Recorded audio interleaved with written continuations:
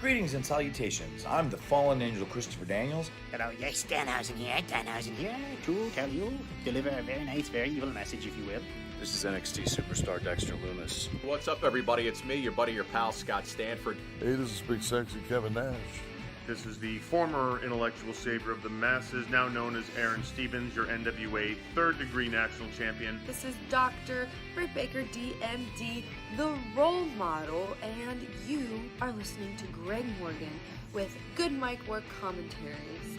And I want to tell you, Greg, your buddy Howie, also known as Wheezy, as you call him, he told me all about your channel. I'm here to tell everybody that I've seen it, I've watched it, I've looked at it. I went down the rabbit hole and I couldn't get out of it. It was so good. Yeah, you better watch this channel.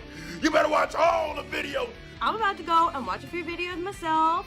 Watch them 5 times a piece. That's right, I said 5 times a piece. Do it. I know you've been a fan for like 40 years. I've only been doing it for 30, so I guess we're fans together there for 10 of it. Do it! He's not going to fill your head with bullshit. He's going to tell you real deal, what's up, and that's that. Do it! Good Mic Work is the place to be for all your wrestling information, guaranteed. The best wrestling content is right here at Good Mic Work Commentaries. Good Mic Work Commentaries. Good Mic Work Commentaries. Good Mic Work Commentaries. Check out Good Mic Work Commentaries. Good Mic Work Commentaries. Check out Good Mic Work Commentaries on YouTube. Subscribe, share, love, like, poke, whatever you need to do. If you don't, we're gonna have a problem. Love that, Danhausen. Love that Good Mic Work Commentaries. Do it now! You're welcome.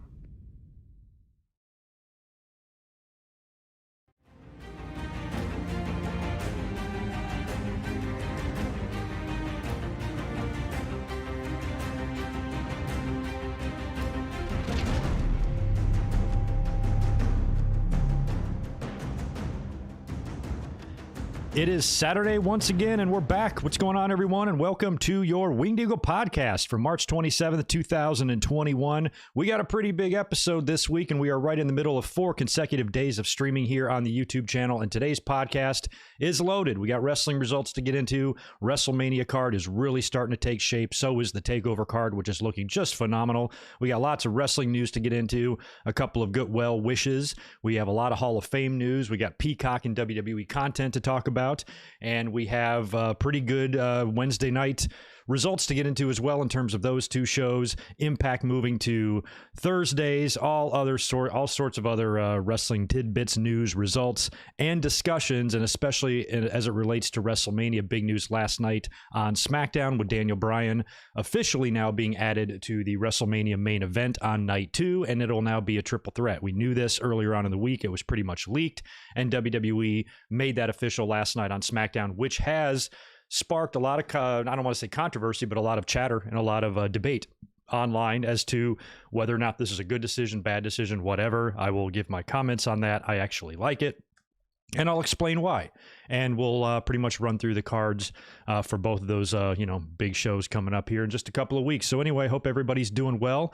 Thanks for being here, and thank you to everyone that was waiting in the chat already for me. I want to say a special hello to Steven and Melissa and Nate, and we've got Michael Cuomo in here. We got Anonymous One already, Stone Cold, Beatles, Zane, Cerebrus.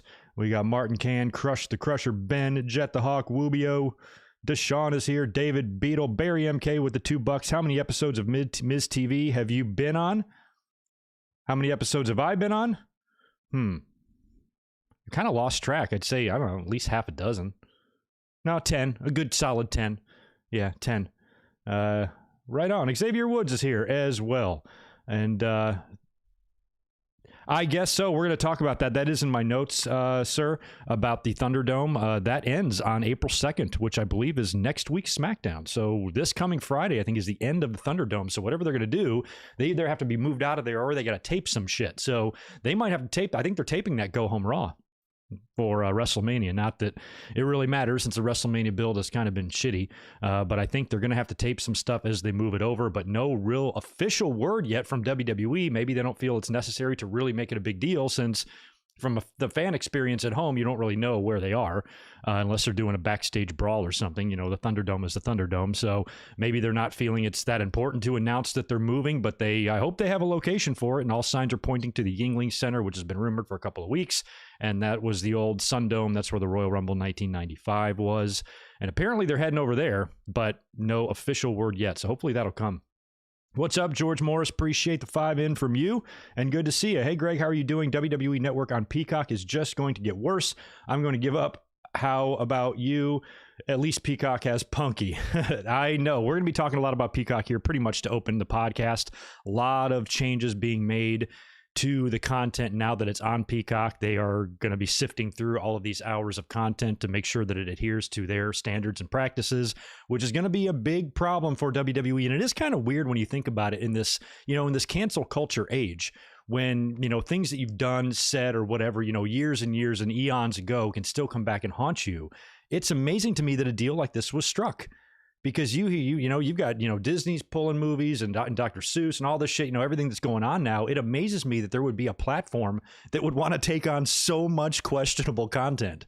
I mean, WWE, if they're going to try to follow the same type of PC shit that we see in the world, like what is going to be allowed on the network, especially from the Attitude Era? Is the entire Attitude Era going to be wiped out?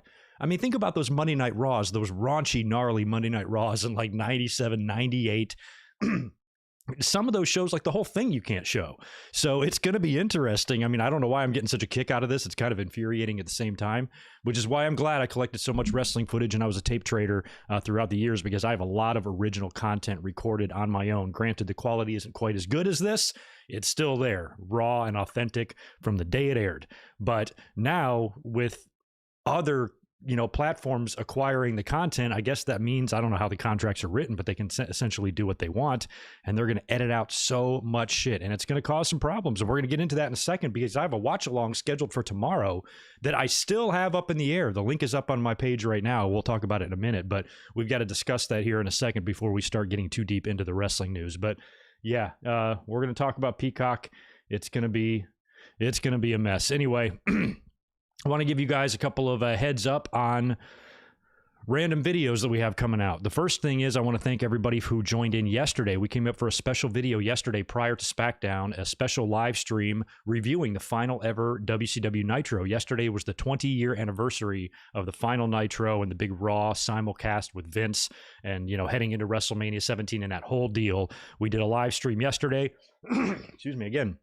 I want to thank everybody that was here live for that. We had a great time discussing that. My only regret is that when I was setting up, I had accidentally, this new mic that I have has just got a touch screen, and I just brushed it with my thumb, and I turned the volume way down. So I didn't realize until after the stream when I went back to look at it and pull the audio for the podcast to put up on the website. I'm like, oh man, it's real quiet. So I apologize. Nobody seemed to notice yesterday, but it's way lower than it should be, and that really annoyed me. So anyway, other than you having to turn up your volume a little bit higher than normal to hear me, it was a fun podcast, and we had a good time discussing that day, and I had a lot of memories of it, a lot of personal memories of it. So please check that video out if you have not yet already. It was a good live stream last night, and we had a blast. In terms of tomorrow, we got a big watch along planned. Right now, the link is right up on my page. You can find it. WrestleMania 6 was the plan and has been the plan to do a watch along for tomorrow. However, with this news of Peacock going on and them editing out a lot of footage from WWE, one of the first edits to take place was the Roddy Piper and Bad News Brown match in promo from WrestleMania 6. Now, this is where it got confusing. I noticed that it was taken out of the Peacock version. So what I did is I went over to the WWE Network, which still worked for me, and then just somehow stopped the other night. All of a sudden, I couldn't get into it, and then it hit me. I think it's tied into your billing cycle. So I think the network basically ends for you on whatever day you began paying your bill, which for me, I think was like the 26th of February back in 2014. So like Thursday night, I could no longer access the WWE Network on my end. So all I have is Peacock. But prior to me being shut out of WWE Network, I checked WrestleMania 6, and the Piper Bad News Brown match was still there. So basically, I had set up and gone through the trouble tomorrow of the stream to set up like kind of 2 timers with an instruction for the WWE Network watchers to fast forward a certain amount of time past that match to match up with Peacock. I was going to have 2 timers going and all of that. And I thought it was going to work out fine. We were not going to be deterred by this bullshit. We were going to do a watch along of WrestleMania 6. But now I'm starting to hear that the Piper bad news stuff is now being edited out of the WWE Network version as well. So I basically need y'all's help on this. For those of you watching still on the WWE Network or in the UK or somewhere else in the country, in the world where you're not using Peacock, what is that match on there? Now, if it's not, if that's been completely edited out, we can do the watch along tomorrow and everybody should be able to match up fine regardless of what platform you're using.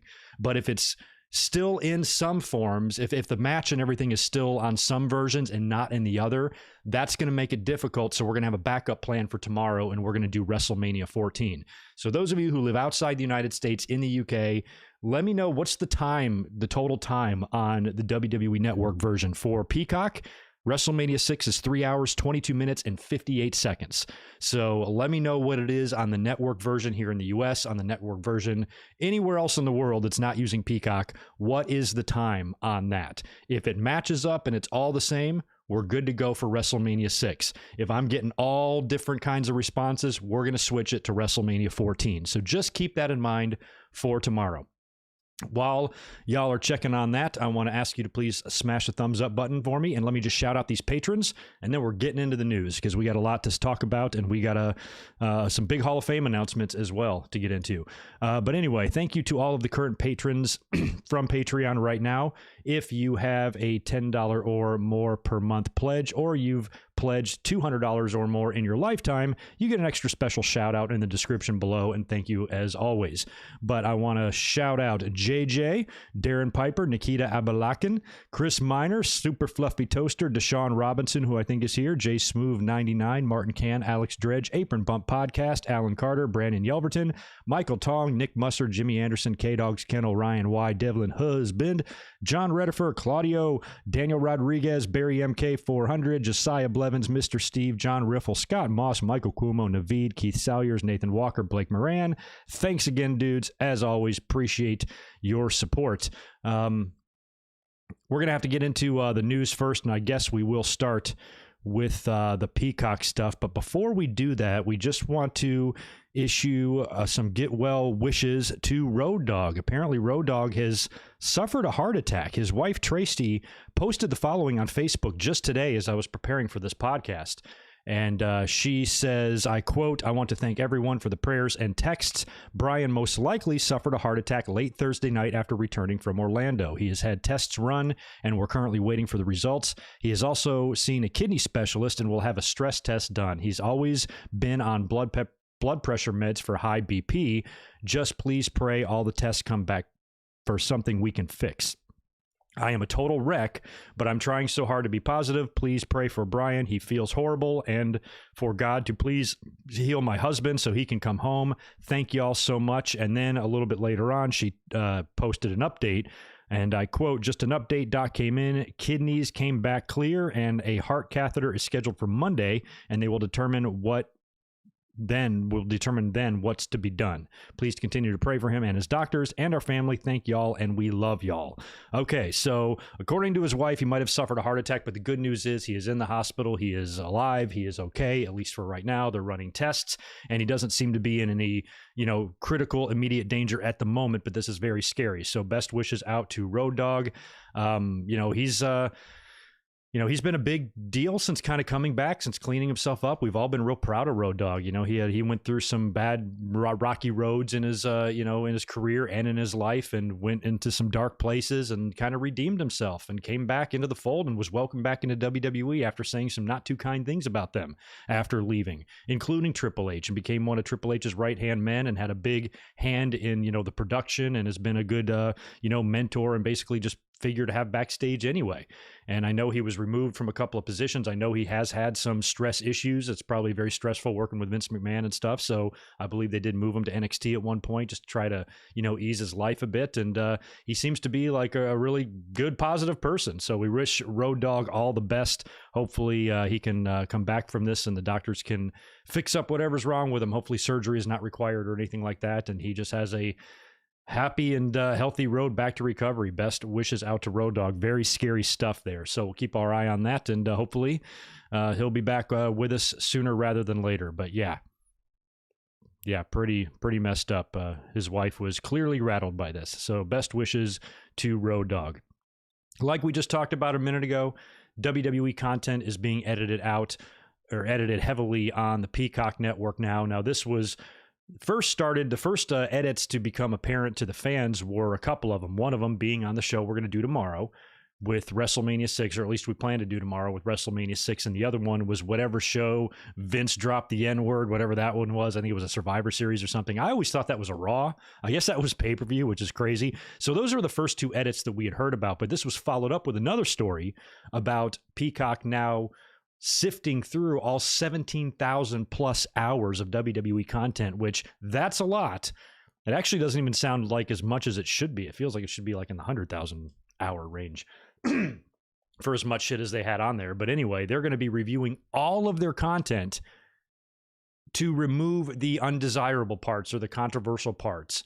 That's going to be a big problem, I think, if they're really going to do this. And it depends on what their standards are. I mean, if they're going to follow the same standards that they do everything, or if WWE is going to get a little bit of more wiggle room there to really preserve the content. Otherwise, there's going to be a lot of shows, especially during certain time periods, that are going to be extremely heavily edited. I mean, there's going to be some Monday Night Raws that are going to be 15 minutes long once you take out all the, the pillow fights and the HLAs and the, Sammys and the giving birth to hands and, DX and, demolishing and vandalizing the nation's locker room and just every single fucked up thing they did, in which there is just an endless supply of this.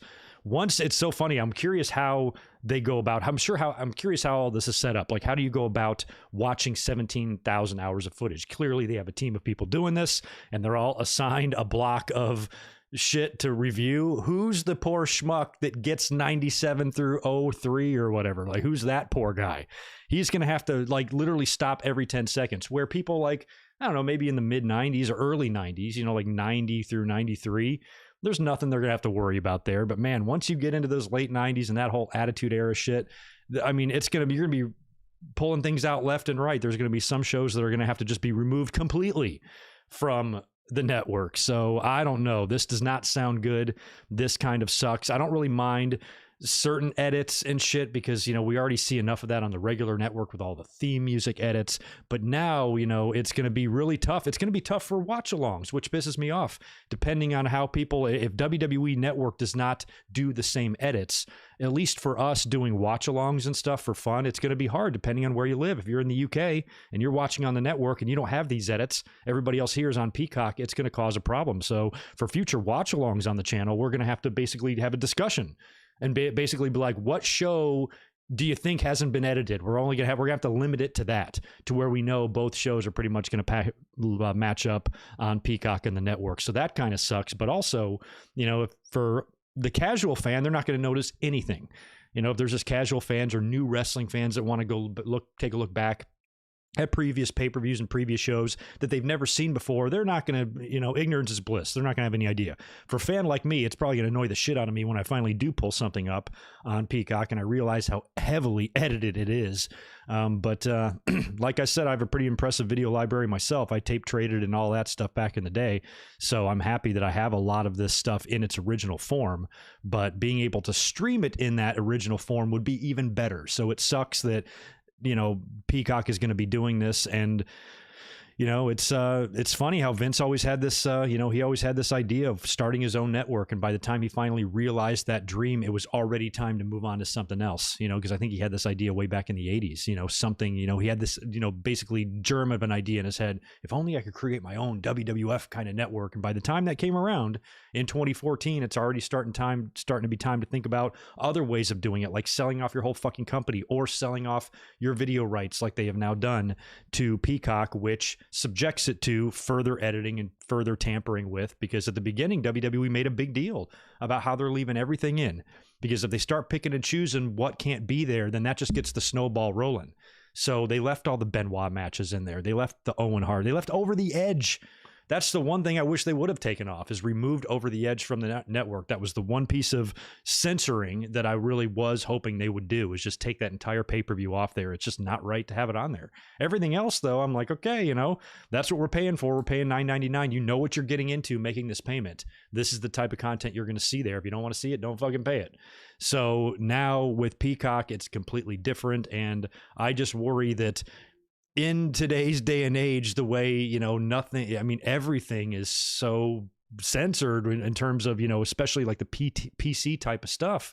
It's going to cause some problems for a lot of those shows. And I worry that some of the content on there is going to be unrecognizable once Peacock is done with it, which sucks. So we'll see how it goes, but it ain't looking good. And it's certainly going to trip us up. We've just started having fun with these watch alongs here on the channel. And now if we're going to have two platforms, both with different shit, it's going to be really hard to match that up and follow along and all that. So we'll monitor the whole situation in terms of Peacock. Let me scroll over here to the chat, see if I got any of those answers. Martin McCann, 322.23 in England, and the Piper stuff has been taken off. Okay, and that's on the WWE Network version. Okay, so we might be able to do it tomorrow. I guess we can, if it's been removed from everywhere. I'm looking to see if anybody's checked that on the any other version of the network. I'm in the UK. Jermaine, WrestleMania is 322. Time length, just check the Piper has been deleted. Okay. All right. So it sounds like, and here's Ben. Hey, Greg, bad news versus Piper isn't on the network. I just checked. All right. Yeah, Ronnie, I got my VHS WrestleMania 6. It'll be sitting in the background tomorrow night when we do that watch along. All right. So here's the way it looks for tomorrow based on this. It looks like the Piper bad news stuff has now also been removed from the WWE Network. So I think, regardless of what you're watching on, we should all be able to follow along tomorrow for WrestleMania 6. I was all set to change it to WrestleMania 14. Thought that would be fine. It would be a suitable substitute. We've been talking a lot about that show lately. But I've wanted to do WrestleMania 6. Everything's done and ready for it. I'd like to keep it, but it sounds like it's a go. So I'll look at it again tonight later on, and if I feel like it's not going to work out or something, we'll switch to 14. Either way, the link will work. Same link. Nothing's going to change. Just show up tomorrow. We're going to be watching fucking something. But WrestleMania 6 is looking like what we're going to do, which is good. I want to talk about that show. I have a lot of fond memories of it, and I sat and ordered on pay-per-view, and still have my original pay-per-view recording of it right off of TV from North Carolina in 1990. So I want to talk about it. It will be fun.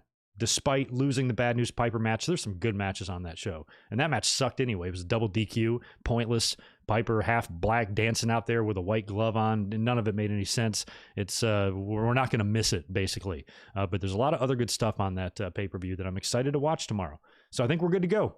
Looks like the times are matching up. If anybody finds any differently or you've noticed something that might cause a problem, DM me on Twitter. DMs are open.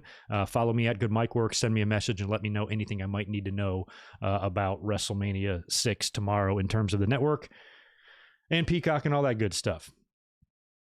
Hey, shout out to Fitness Night 27 who has COVID but still listening. Well, get well soon, man. Kick COVID's ass. Best wishes to you, man. That's not fun, but I'm glad you're here listening with us. We will heal you. We promise. I got my first shot on Thursday. Went and got shot 1 of the vaccine. Actually felt fine. I was a little worried that it would make me feel under the weather or sick or something like that for all of this streaming. And my arm hurt for like a half a day, and that was it. Like literally it. I feel fine. So very easy. Maybe the second shot will be a little worse. That's what I've heard. I don't know, but at least I got that coming up on the 15th. So right after WrestleMania, I'll go get the second dose, and I should be good to go. Hope everyone else in terms of COVID is doing all right. Hope you are. If you got it, I hope you're healing up or better. And if you're vaccinated, good job. Get well, Fitness Night. Appreciate you being here. Yeah, good to see a DX Cena for life. I enjoy WrestleMania 6 as well. That's why we're going to watch it. All right, so anyway, that keeps us up to date there on that stuff. Let me also talk about the Hall of Fame. We've got Hall of Fame news this week. We had Hall of Fame news last week as well, with it being reported now and Batista confirming this, that he will not be a part of the class this year. So he was supposed to be the headliner from last year, and now he's going to be taking a step back and just agree to go in a different year. Still not sure the true motivation there. Dave is claiming that it's because of a conflict, because he was supposed to go in last year, and now he'll be doing movie stuff or whatever, but maybe WWE wanted him to go in with fans, or they had a different idea for this year. But looks like Batista will be delayed just a bit.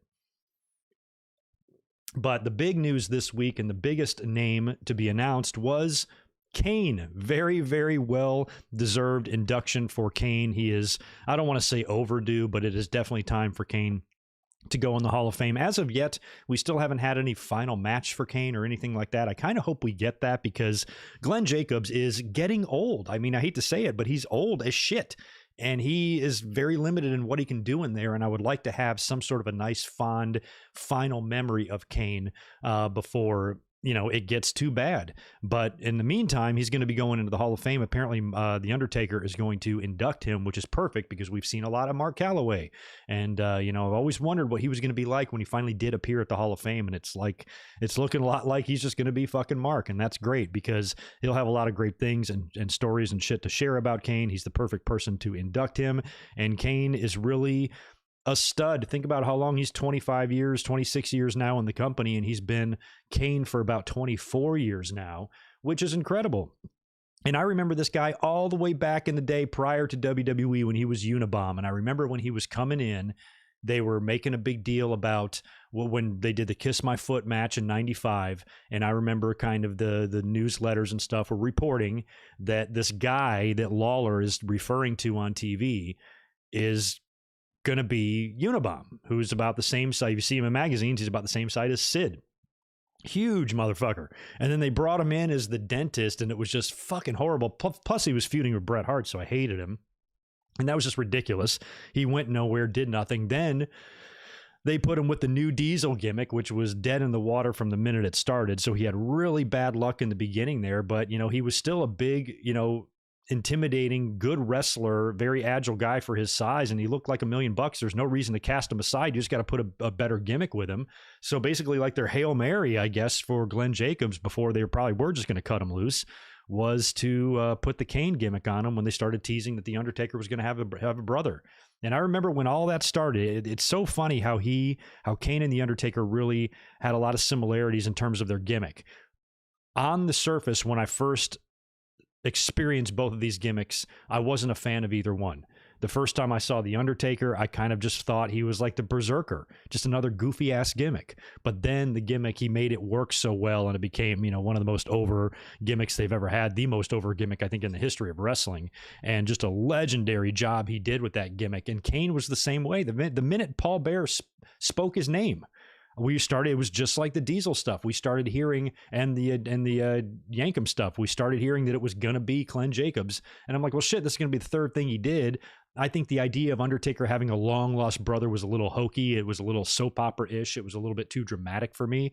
And I thought it was kind of weird. And then when I heard it was going to be Isaac Yankum playing the role, I was like, okay, well, it's good that I like him, but I just wasn't sure. Okay, yeah, he's another big guy, but damn, we've seen, you know, I think Undertaker even wrestled against him in Smoky Mountain prior to that, then worked with him as Isaac Yankum, and probably worked with him as New Diesel as well. So it's not like this is even some sort of a new matchup. Oh, this big guy. It just wasn't something in my head that I thought was going to work.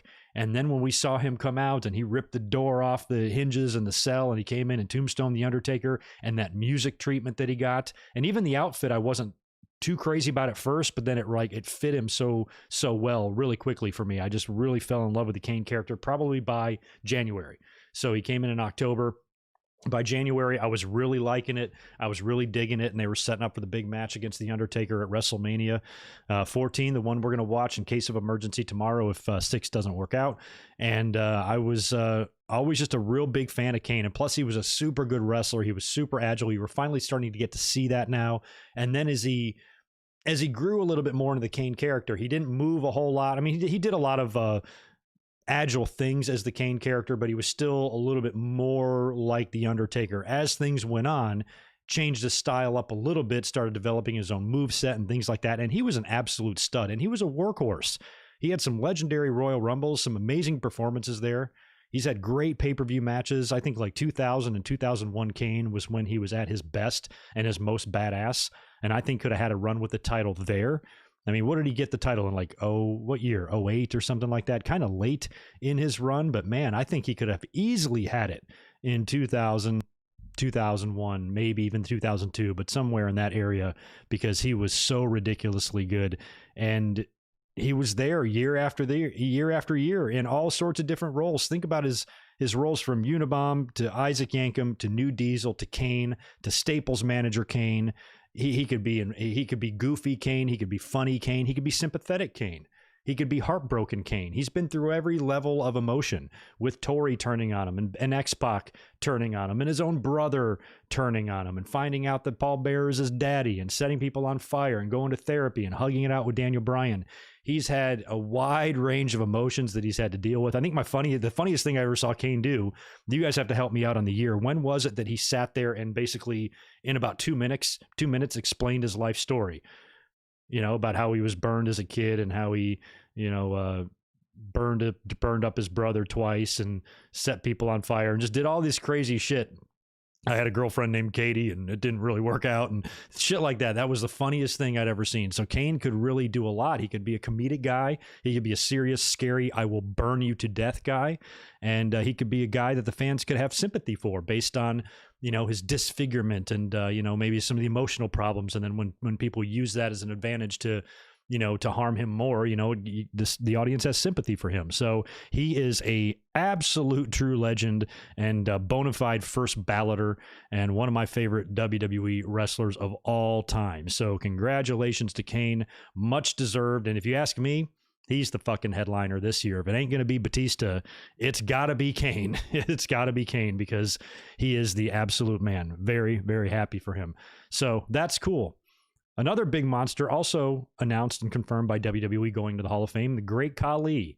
Lukewarm to that one. Was never really a big, great Khali fan. I like Khali. He seemed like a fun-loving type of guy. He's, had a long career. And he's definitely a big monster and stuff, but I don't know. Hall of Fame, whatever. They're going to put him in. Sure. I mean, for what... for what he did for that part of the world and stuff, and for the eyeballs, that helped draw in from WWE globally. Yes, I definitely think he was a big deal, and he has a size, he has a look that no one's ever had. It's just ridiculous size. But anyway, he is also going to the Hall of Fame. So those two, Khali and Kane, both confirmed by WWE. Rob Van Dam is also apparently going in this year as well. This has not been confirmed by WWE, but it's been confirmed, I believe, by everyone else. Fightful Select reported on this, Dave Meltzer reported on this, and RVD himself basically tweeted out the same thing confirming this. So WWE has not, I don't think, announced him yet, unless they did today on social media and I've missed it, but he is going to be inducted in the Hall of Fame this year as well. And Davey Boy Smith Jr. confirmed that his father, the British Bulldog, will also be going in, but I think he was already announced for last year. But since we really didn't know how much they were going to shuffle around, it was good and comforting to see this confirmation from Junior announcing his father going in. And I do believe he will be the one doing the honors to induct him there. So we got a pretty good list going on now. We got Molly Holly, we got Bischoff, we got Kane, Khali, RVD, British Bulldog, and I'm assuming still maybe some from last time. Who are we missing here? Help me out. Should be a pretty decent class. And like I said, I'm kind of putting my vote in, obviously, now for Kane as the headliner because his career, he's just always deserved more credit than he got, I think. Kane's a legend. We talked about the Thunderdome a minute ago. The Thunderdome contract apparently ends. The last show in the in Tropicana will be the Smackdown taping on April 2nd. So that means they're probably going to have to either pre-tape the Go Home Raw, which is what I think they're going to do, or the Thunderdome is going to have to be relocated by that Monday. So what I think they might have to do is what I think we read last week is that they're going to tape the Go Home Raw and the Go Home Smackdown. They're going to do all that shit next Friday. So they better have their plans in place for WrestleMania, because if you're going to tape your angles for it, you can't change them. So WWE can't fuck up anything last minute there, but apparently that is the end of it. So I think they are going to tape everything there, giving them a week, and then after WrestleMania they will relocate hopefully to the Yuengling Center unless something falls through there, and they just have to basically broadcast from the parking lot of an Applebee's somewhere in Orlando. That might have to be the deal. We'll keep our eye on it, but next week is the end of Tropicana for the Thunderdome because baseball season starts. News on Impact also moving to Thursday nights. This really doesn't affect me too much because I don't watch Impact anyway, but a lot of wrestling is going to be moving around. They were currently on Tuesdays, but now with still no WWE confirmation from this, I don't believe, but NXT's moved to Tuesdays. So I think Impact got out of the way of that, so that'll put NXT on Tuesdays, I guess, and then AEW Wednesdays, Impact Thursdays. So wrestling scheduling is a forever changing thing. I mean, how many times do we deal with a show changing nights? It seems like it happens all the time. I hope the move for NXT to Tuesdays does in fact happen because I want to see what kind of ratings AEW can draw unopposed. I'm interested to see those numbers. So, and I think probably in the end, it's best for everybody, although it does add another night of the week to have to keep up with shit.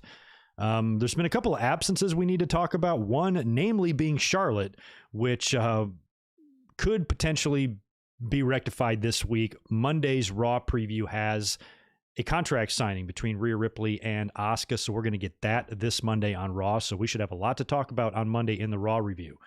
And we've been talking about Charlotte lately, a lot of speculation there last week, what was going on with her, because her absence has been coinciding with Andrade and his absence and his request for his release and him being granted a release with a no 90-day compete clause, which he did even confirm this week was the case. He was completely set free and released from prison by WWE with no strings attached, which was just incredible and mind-blowing. And you combine that with Charlotte not really being around, a lot of fans were getting their tinfoil hats out. Turns out Charlotte just had COVID. She's been recovering, and I guess the reason for removing her from the WrestleMania ads was out of fear she's going to miss the show. So they took her out, and they might not have her in. But if she's okay, Andrade did go as far as to say, and tweet, was it Andrade or Ric Flair? One of them tweeted out that she only had like 4 days left of quarantine, but we don't know if that's the case or not. If that's the case, she should be done now or by the weekend or whatever. So technically, since they have this big contract signing set up on Monday, she could turn up. So I think if Charlotte is going to miss WrestleMania or not, we should have that answer on Monday. There was a rumor that she might turn up last night on Smackdown. Thankfully, she did not. If she would have done that and they would have just wedged her in to the Smackdown title match, that would be a situation where I would not have her back so strongly, because everybody likes to tear down Charlotte and they hate everything about her and hate the way WWE uses her. But I like Charlotte. I think she's worthy of a lot of what she's given, but sometimes they do go overboard. And if they were to do a situation like that and she turned up last night and is now a triple threat with Sasha and Bianca, I would have flipped my shit just like anybody would. So I'm glad we didn't see her there. If she doesn't show up tomorrow, or I'm sorry, on Monday, then she's probably going to be sitting it out. I don't know what else she does unless she just maybe makes an appearance at WrestleMania, doesn't have an actual match, and maybe just shows her face or something because they don't really have anything else for her to do, which would be interesting. But if she's good to go, if Charlotte is cleared and capable and able to wrestle at WrestleMania, I can't imagine WWE leaving her out of this situation. I think she's going to turn up in that contract signing because you got to remember she did challenge Asuka first. And that's pretty much all you need these days. Rhea Ripley came out there and asked for a shot and got one. So why can't Charlotte do the same thing? So if Charlotte comes out tomorrow, I want to plant a flag right here, right now. If Charlotte comes out tomorrow, don't instinctively run to Twitter and say it doesn't make sense. Makes perfect fucking sense. Because she's there, she was the one that laid down the challenge. Rhea Ripley just came out and challenged in front of her and Asuka accepted. How does that make any more sense than Rhea Ripley? So if Charlotte doesn't make sense, then neither does Rhea Ripley. So basically none of it kind of makes sense, basically. But I think if Charlotte comes out there and says, hey, I asked first, and then Asuka's like, yeah, fuck it, I'll take on both of you or whatever, and they make it a triple threat, how is that any more ludicrous than what happened the previous week with Rhea Ripley? So I think with WWE kind of just making a WrestleMania match in the lazy way that they're doing it here with these women, what's the harm if you toss in one more? But then, these will be on the same night, won't they? So, that makes me wonder, because you'd essentially be doing the same thing with both of your main events on night 2. Ripley and Asuka is set for night 2, correct? So is Roman and Edge and Bryan. So if you do the same thing for this match, I almost like can't see that. That's almost hard to envision that they would do the same thing for their two main event matches that are both on the same night. Seems like these two would be separated unless they, you know, and keep an eye on that. If they suddenly move Sasha and Bianca to night 2 without any, you know, warning or not without any explanation, maybe that's why. They did that shit at Royal Rumble. They announced numbers 1 and 2 prior to the Royal Rumble. Edge was number fucking 2. And they changed it. They made him come out to number 1 because they thought that would sound better in the story. No explanation, no nothing. He just came out at number 1 after they had already announced him as number 2. So if they do something like that, then maybe they could do that. But otherwise, it seems weird that they would do that with both matches. So maybe we don't see her. I don't know. I have no idea what we're going to see. I suppose it's 50-50, but I just think that if she's able to work, I can't see Vince or anybody there not wanting her on the card, especially in a title match. Plus, her and Ripley have got the history from last year, and that would be nice for the two of them to get that moment that they were supposed to get last year, even though Asuka's there. Or maybe they do a big-ass swerve. Maybe she comes out on Monday, challenges Asuka right there to a title match, and says the winner will face Ripley at WrestleMania. Beats her out there before she signs a contract. Asuka says, okay, Charlotte beats her for the title. Signs a contract, faces Ripley now one-on-one. That leaves Asuka out. I don't want to see that. But it does set up Ripley beating Charlotte, which, if that happened, I'd be fine with too. We'll see. What's your vote? Charlotte adding herself and making it a triple threat. Charlotte maybe winning the title before WrestleMania, or Charlotte being completely absent and not in the match at all. A, B, C, or D? What do you think? Let me know. Update on Keith Lee as well. We've been wondering where he is, and Fightful Select provided an update on him as we speculated on him, I think, just last week during the Raw review. So let me read you the report from them that I read yesterday, or this was on their site yesterday. Keith Lee hasn't been seen on WWE Raw in well over a month, and Fightful was able to clarify why. While it is true that Keith Lee isn't currently factored into WWE creative plans at the moment, this isn't a case similar to Andrade or Aleister Black, where he's simply not used. Lee was sidelined for health reasons in February, and WWE have not cleared him for a return as of yet. Lee underwent some testing following being sidelined, and WWE sources have indicated that he is actively trying to get cleared. WWE had discussed plans for him to win the United States title before he was removed from Elimination Chamber. He was later replaced by Morrison, as WWE sources told us, because the match with Lashley and Riddle being a triple threat was integral. As we saw, WWE was protecting Lashley from taking a pinfall ahead of his WWE title run. So Keith Lee, apparently this isn't... This doesn't sound like it might be an injury. This might be some sort of other medical issue that's keeping him out for right now. So hopefully that gets resolved soon, because I just feel terrible for Keith Lee, how strong he was built in NXT, this double champion, unbeatable monster. And like literally immediately, his stock reduces by half and he becomes, almost like meaningless or lost upon his, arrival onto the main roster, which is just ludicrous to say out loud. So hopefully when he gets back, even if it's after WrestleMania and he has to miss this show, hopefully they can get Keith Lee doing something important. Otherwise, I hate to say this, send him back to NXT, because he's awesome in NXT. And if you morons don't know what to do with him, put him somewhere with someone that does. Anyway, best of luck to Keith Lee. Hopefully he will come back. And there has also been some word on Aleister Black too. Apparently he has been spotted back at the PC and stuff, and he has been nursing a lot of nagging injuries. So it might be a combination of them not wanting to use him, a little bit of hard feelings over what went down with Zelina Vega, and him being injured. So if he is healthy and he's able to be brought back, I'm anxious to see him back. But when he was there and he didn't have any heat, they didn't do shit with him. So I can't imagine them like really strapping any sort of rocket ship to him. He's a guy I just much rather see in AEW, fighting Kenny Omega for the AEW title. That'd be much more fun than him fucking on Raw fighting Otis, or on SmackDown fighting Otis, or somebody like that. So hopefully these great pieces of talent will not just be sitting in the back and be actually utilized. That would be nice. Anyway, I think that wraps it up for the news. We'll get into just a couple of Cliff's Notes versions of the Wednesday night shows. Not going to spend a ton of time on them, because I want to talk a little bit about last night's SmackDown, and I want to also run through the full WrestleMania card that we have, at least right now, the updated card, and both nights of TakeOver Stand and Deliver as well. So we'll get into that stuff. But before I jump into the AEW stuff, let me just cruise back over to the chat. I know I got a super chat or two to knock out. and then we'll get into what went down on AEW. Both Wednesday night shows were good this week, especially NXT. NXT had a couple things that really give me the chills. Loved it. All right, I got everybody there. Chris Miner, I do think I got yours. Thank you for that $5 earlier on, brother. A coworker accidentally bumped into me at work today and claimed it was an accident going to face him in an Inferno match after work. Wish me luck. Whoop that motherfucker's ass. I've always complained about that in wrestling whenever there's like a miscommunication by a tag team. They get so mad at each other, and a lot of times it can lead to feuds. I'm like, bitch, at my job, I slam into coworkers all the time. We're not trying to fight. You know, it's like, hey, it happens. Sometimes in the heat of battle, it happens. Get over it. Stop being such a bitch. Deshaun Robinson, thanks for the 5. Good to see you back as well, dude. Despite the lack of storytelling and build, this Mania card is looking pretty stacked. I mean, it kind of is. I mean, the build sucks, but the card, at least on paper, there's matches there. Mania card is looking pretty stacked. There's at least 3 to 4 matches each night that could be bangers. I completely agree. We'll be talking about them too here in a minute.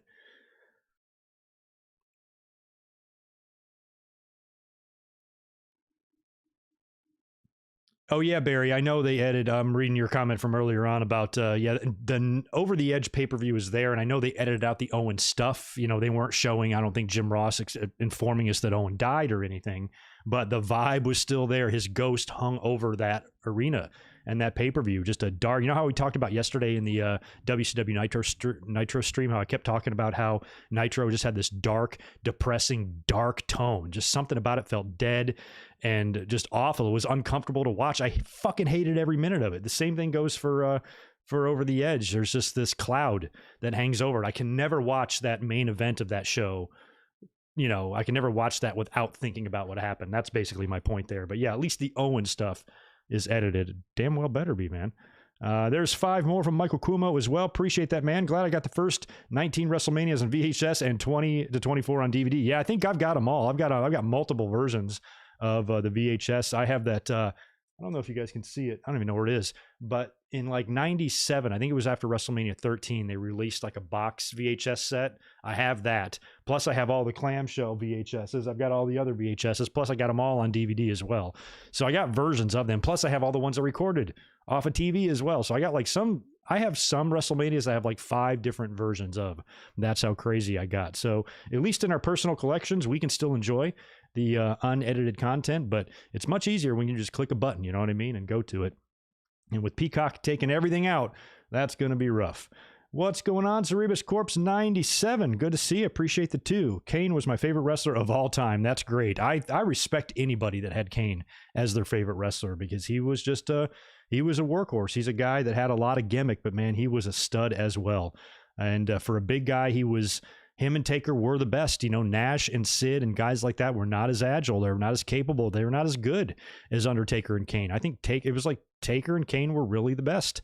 You know, Taker had maybe just a hair more agility than Kane, but I think Kane was stronger. And, you know, Kane was just a badass, man. So ridiculous. So happy for him too, man. Love Kane. Chaz, appreciate the $2 from you. NWO, Bella Twins, British Bulldogs, all I remember. I forgot about NWO. I guess that's still happening. I don't know. They haven't mentioned anything yet. The Bellas, Jesus Christ. Let's just put them in now. Let's get it over with. Fuck it. Put them in. And Bulldog. Yeah, interesting. I forgot about those. We'll see if WWE, they're going to have to announce everybody else here in the next, few days. All right, I think I got everybody. No, there's another one from Chris. And there's the last one from Chris, and then we will get into Dynamite. Chris, appreciate the 5 from you. The ending segment of NXT felt like the go-home segment, which was odd. Also, do you think Roddy interferes and cost O'Reilly the match? I think something's going to happen there with Roddy for sure. I mean, O'Reilly and Cole's going to be fucking fun. I love that they're doing an unsanctioned right after Cole's girl did the same thing on AEW. That's just going to be a good match. I think with what they set up on Wednesday, Roddy getting in the middle, that's probably likely. I mean, it's unsanctioned. Anything goes, right? All right, let me talk real quick and get AEW out of the way. I don't want to get them out of the way, but there's more to talk about with NXT since we have TakeOver coming up, and we have a lot to set up there, and we can get Dynamite out of the way. By the way, the ratings this week for NXT and AEW. NXT, 678,000, and another victory for AEW at 757,000. And like I said, I thought both shows were great this week. They really delivered, but I liked NXT more. I thought NXT really gave me some interesting moments and some jaw-dropping ones too, and some cool ones. And I like it. And they're really setting up TakeOver well. And you're right, it did have that go-home feel to it, especially with the contract signing and stuff. And even Sean showing up. Oh my God, the way he slid that ladder in the ring, so awesome. So it did have that go-home feel, but it wasn't. So we'll see what we get next week on NXT. But anyway, in terms of what we saw on Dynamite this week, it wasn't bad. It was pretty good. Had a great opening match with Kenny Omega defeating Matt Sydal, which was just a great, awesome match. I think they had wrestled a few times before, but putting this one on American cable TV was pretty damn awesome, and the champ picked up a win there. I really enjoyed the Britt Baker promo following up her big unsanctioned hardcore bloodbath she had with Thunder Rosa last week. She came up on the losing end of that, but much like an Austin or a Mick Foley, she came out looking better of it as the loser. She had that Austin WrestleMania 13 thing going on, very memorable images of the blood on her face and the look. She knows how to work that camera. It's like she can see that red light, and she had the best angles with that blood coming down all in her eyes, and just landing on the tacks and just the abuse she put herself through. And even though she lost that match, and Thunder Rosa, who did every bit as much as her, I mean, it's not like Britt Baker did any more than Thunder Rosa. She just, she had the better story. She told the better story with her body and stuff. And Thunder Rosa came out on the winning end of that, but Britt Baker is the one whose career was built from that. And just like Austin at Mania 13, the way he refused to give up. And I said, I think for me anyway, one of the star-making moments of Austin's career was not necessarily that he didn't give up in the sharpshooter or the blood coming down his face. It was simple. It was when he walked back to the ring and the camera just followed him. All you just got is a shot of his back as he walked, and he just slowly kind of limped. And Vince and Lawler are kind of quietly talking, just about what a tough bastard he is. Can you believe he didn't fucking give up? He's going to go back to that locker room, and he's taking his pride with him. And like that line of Vince, just showing Austin hobbling back, to me, that was just as powerful as the moment with the blood and everything there. So Britt Baker kind of making herself in the losing effort in that and taking advantage of that, even, name dropping Mick Foley, who I guess had said a couple of nice things about the match on social media. And she said, yeah, piss off, Mick. It took you 20 years to be an icon, and I did it in one night. So she is really playing this up. And, she's fucking hardcore. This is a great heelish promo. And she's been great as a heel ever since she started doing this. But this, I think, to date, was my favorite promo she's cut. This was just really good. And now she's got a swagger. Now she's got a fucking attitude. She's got a chip on her shoulder. She's the shit, and she knows it, and you can feel it. Sometimes if your gimmick is, to really be better than everybody else, in your head, you might not truly feel that. Now I feel like she's feeling that. She's, able to really get behind this persona and stuff. And she did a great job already within 1 week. T-shirt, black and white T-shirt, blood streaming down her face. She's going to run with this, and I love it. So it'll be interesting to see the next time she's in one of these things. And it's something that I don't think they need to overdo. And this is not something you need to do multiple times, 5-6 times a year, but occasionally bust it out. And if this is something that Britt Baker can be known for, or an opponent gulps at the idea of having to face her in one of these encounters, and she strikes that kind of fear, even though the only time she's been in one of these matches she's lost, that's powerful stuff. So good stuff by Britt Baker there. I really enjoyed that. We had a Christian Cage and Kazarian backstage interaction where Christian's standing there. Kaz approaches him. They talk about their history. Obviously, they have some history from TNA. They go way back, and they basically set up a match for next week. Kaz looks at Christian's shirt and says, "Outwork everyone." He goes, "Hey, speaking of that, when does the work start?" And Christian's like, "Hey, how about next week?" It was funny. I think that Kaz had kind of invited him to AEW Elevation or whatever. He's like, I know you don't work Mondays.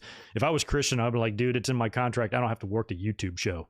I work Dynamite and pay-per-views, and that's it. That's what I would have said if I was Christian. But anyway, Kaz, I think, invited him to Elevation if he wanted. But next week on Dynamite, Christian is set to make his return to the ring, taking on Kazarian. Perfect first opponent for him. Kaz will give him a great match. Absolutely. Plus, they have history. That'll be good.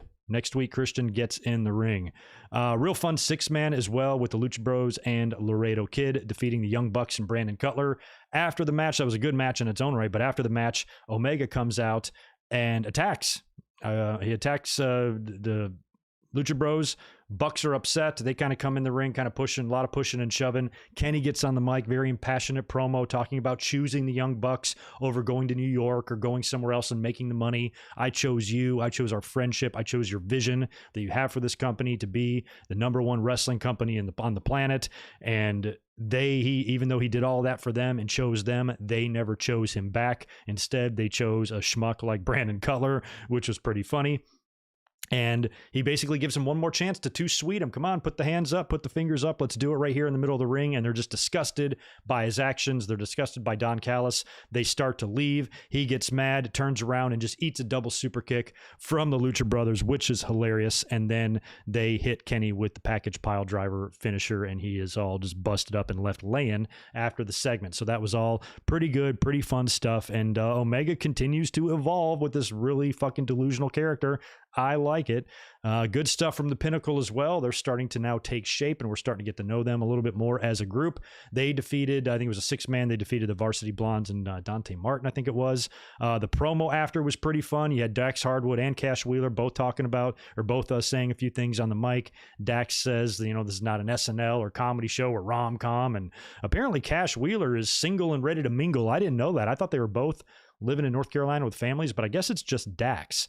I know they both live in Asheville, but I guess Cash is single and ready to mingle. And MJF, cuts a pretty harsh promo on the Inner Circle, calls them a bunch of chicken shit cowards because they won't come out there.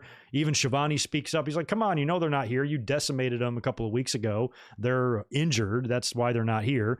And pretty good stuff all around. They seem to be pushing kind of this more serious vibe, which I like because the Inner Circle was a lot of comedy. And I like that they're tying that into this, that they're going to be the more old school, more horseman-like faction where they're going to be horsemen-like, where Inner Circle is going to be horsing around all the time. And I like that kind of contrast, and it should basically maybe unleash a beast that doesn't exist or we haven't seen yet in the Inner Circle. Proud and powerful, going back to some of their maybe hardcore roots. Jericho can get nuts when he wants to. Maybe trying to pull out a more badass side out of Sami Zayn. And we know Hager can kill people. So maybe this gives Inner Circle a way to be a little bit more badass. So we'll see. Either way, we're setting up for some sort of big clash between the two with MJF and Jericho heading it up. The QT Marshall stuff was weird. He's out cutting a promo, basically talking about his friendship with Cody Rhodes, talking about how hard he works, but everybody else gets all the credit, and Cody gets to, stay at 5-star hotels and go home to his wife when QT has got to stay there and work harder. Yeah, it's because you suck.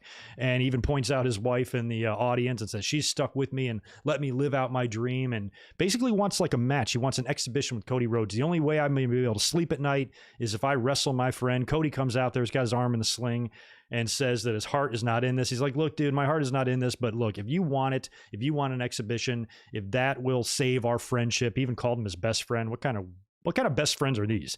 And says he'll do it. But he says, you're going to do everything in your power to beat me, and I'm going to do everything in my power to stop you. But if I hook you in the crossroads, I'm not going to follow through. If I put the figure 4 on you, I'm going to relinquish it. Basically, Cody's just saying he's going to play defense the whole time against QT Marshall. It's basically just going to be like, it's like when you're fighting like a 5-year-old kid and you put one arm behind your back and you just kind of hold him off with your other arm. He's basically, this isn't a good look really for QT Marshall. So he agrees to this, and Marshall is like very gracious. Okay, thank you, Cody. So, he's already kind of teased that he's basically a heel already. It's kind of in denial. So maybe he's going to kind of, when this match happens next week, he'll start shooting a little bit hard on Cody, not making it an exhibition, forcing Cody to fight back a little bit or whatever. But, I'm glad that QT Marshall's getting the opportunity here.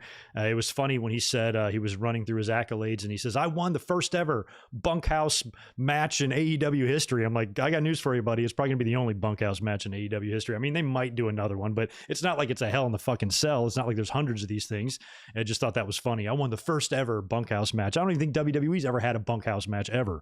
So That was kind of hilarious. So he doesn't really have any accolades, but we'll see next week. They're trying to give him an opportunity here. They're trying to throw him a bone, which he alluded to in his promo as well. And now he's going to face Cody. Obviously here, if Cody's going to try to hang back and play defense on him, QT's probably going to turn on him, hit him or something like that. And then, solidify his heel turn or whatever. After that, it was also later on in the show, it was announced that Cody and Brandy are going to be having a reality show now as well. This is what, on TNT? I didn't even see where the fuck it was. It kind of looked like a Ms. and Mrs. type of thing. So Cody, more opportunities for him. He's going to be with Brandy in a reality show, and I'm sure that's going to be super annoying. So we'll see when that comes out, but big news for Cody. Great main event as well. Darby Allin defeating John Silver in a hell of a match. Good outing for John Silver, too. A little bit of bad news for him. Dislocated his shoulder during the match. Less than halfway through it, I believe. Even after the match, I think Darby called him out on the mic and said, hey, for you fans that don't know, this fool dislocated his shoulder about halfway through and finished. So Silver was able to continue and still have a really good, fun match with Darby Allin. And later on, I think yesterday or the day before, Silver revealed on social media that he'll be out 4 to 6 weeks, no surgery necessary. Thank God. That's good. So best of luck to John Silver. Hell of a main event for you on Dynamite. That was great. Good outing for you, and relieved that the injury is not worse than it could have been, because shoulders are funny. I've got one. I've had shoulder problems my whole life, and surgery usually is needed for a lot of these problems, and I'm just relieved that he's going to be all right. Shoulders that big, he'll be fine. So anyway, that was a really good Dynamite, and I enjoyed it. I enjoyed both shows. They both delivered, but I think I enjoyed NXT just a little bit more because there was good stuff here too. And like I said, we're going to do the Cliff's Notes version. We're going to breeze through this and get to the important stuff. But we had Raquel Gonzalez, Dakota Kai defeating Io Shirai and Zoe Stark in a really fun tag. Of course, we've got Io Shirai and Gonzalez at TakeOver. That's going to be fun. LA Knight finally faced Bronson Reed. And I guess, it felt like they were planning this match earlier, and then LA Knight worked with somebody else in his first match to beat. I guess that's because they didn't want him to lose his first match. He would lose this one. Bronson Reed would get revenge. LA Knight would fail at his attempt to get revenge on Bronson Reed for tearing his coat to hell the previous week. Pretty good match here, and Bronson's got that just ridiculously awesome looking tsunami top rope splash that he nailed LA Knight with for the win there, and got the victory there. I'm sure LA Knight will still have his moments, and I'm sure he's going to bounce back from this and win, and they should make him a pretty big deal. But they put Bronson Reed over here. That's kind of good because for a big guy, he's growing on me. I like Reed a lot. It was also announced that one half of the NXT Tag Team Champions, Danny Burch, is out 6 months with an injury. So that means they're going to have to vacate the NXT Tag Team titles. William Regal made the announcement on Wednesday that there's going to be a triple threat on night one of TakeOver between MSK, Grizzled Young Veterans, and Legado del Fantasma. The winners of that match will be the new NXT Tag Team Champions. I'm glad that they kept that relatively simple. MSK and Grizzleds, to me, are your two best teams, I think, and I think MSK already has a tag team title shot promised to them. So you could go a couple of ways here. You could just go ahead and put the belts on them right now, or put them maybe on the Grizzleds and have MSK chase them for a bit if you want it. I don't know, but I think MSK there might be the more likely team to win that, because that's going to be a fun ass match. I'll tell you, I really wish Danny Burch the best, but I'm not bummed out that they are doing this match for the titles, because that's just going to be some fun shit. Other half of the former NXT Tag Team Champions, Oney Lorcan, took on Karrion Kross as well. Kross defeated him. Not surprisingly, after the match, he gets on the mic and says last week that there was malicious intent with Finn Balor accidentally. I think he knocked Lorcan into Scarlet, which made Karrion Kross snap and attack him.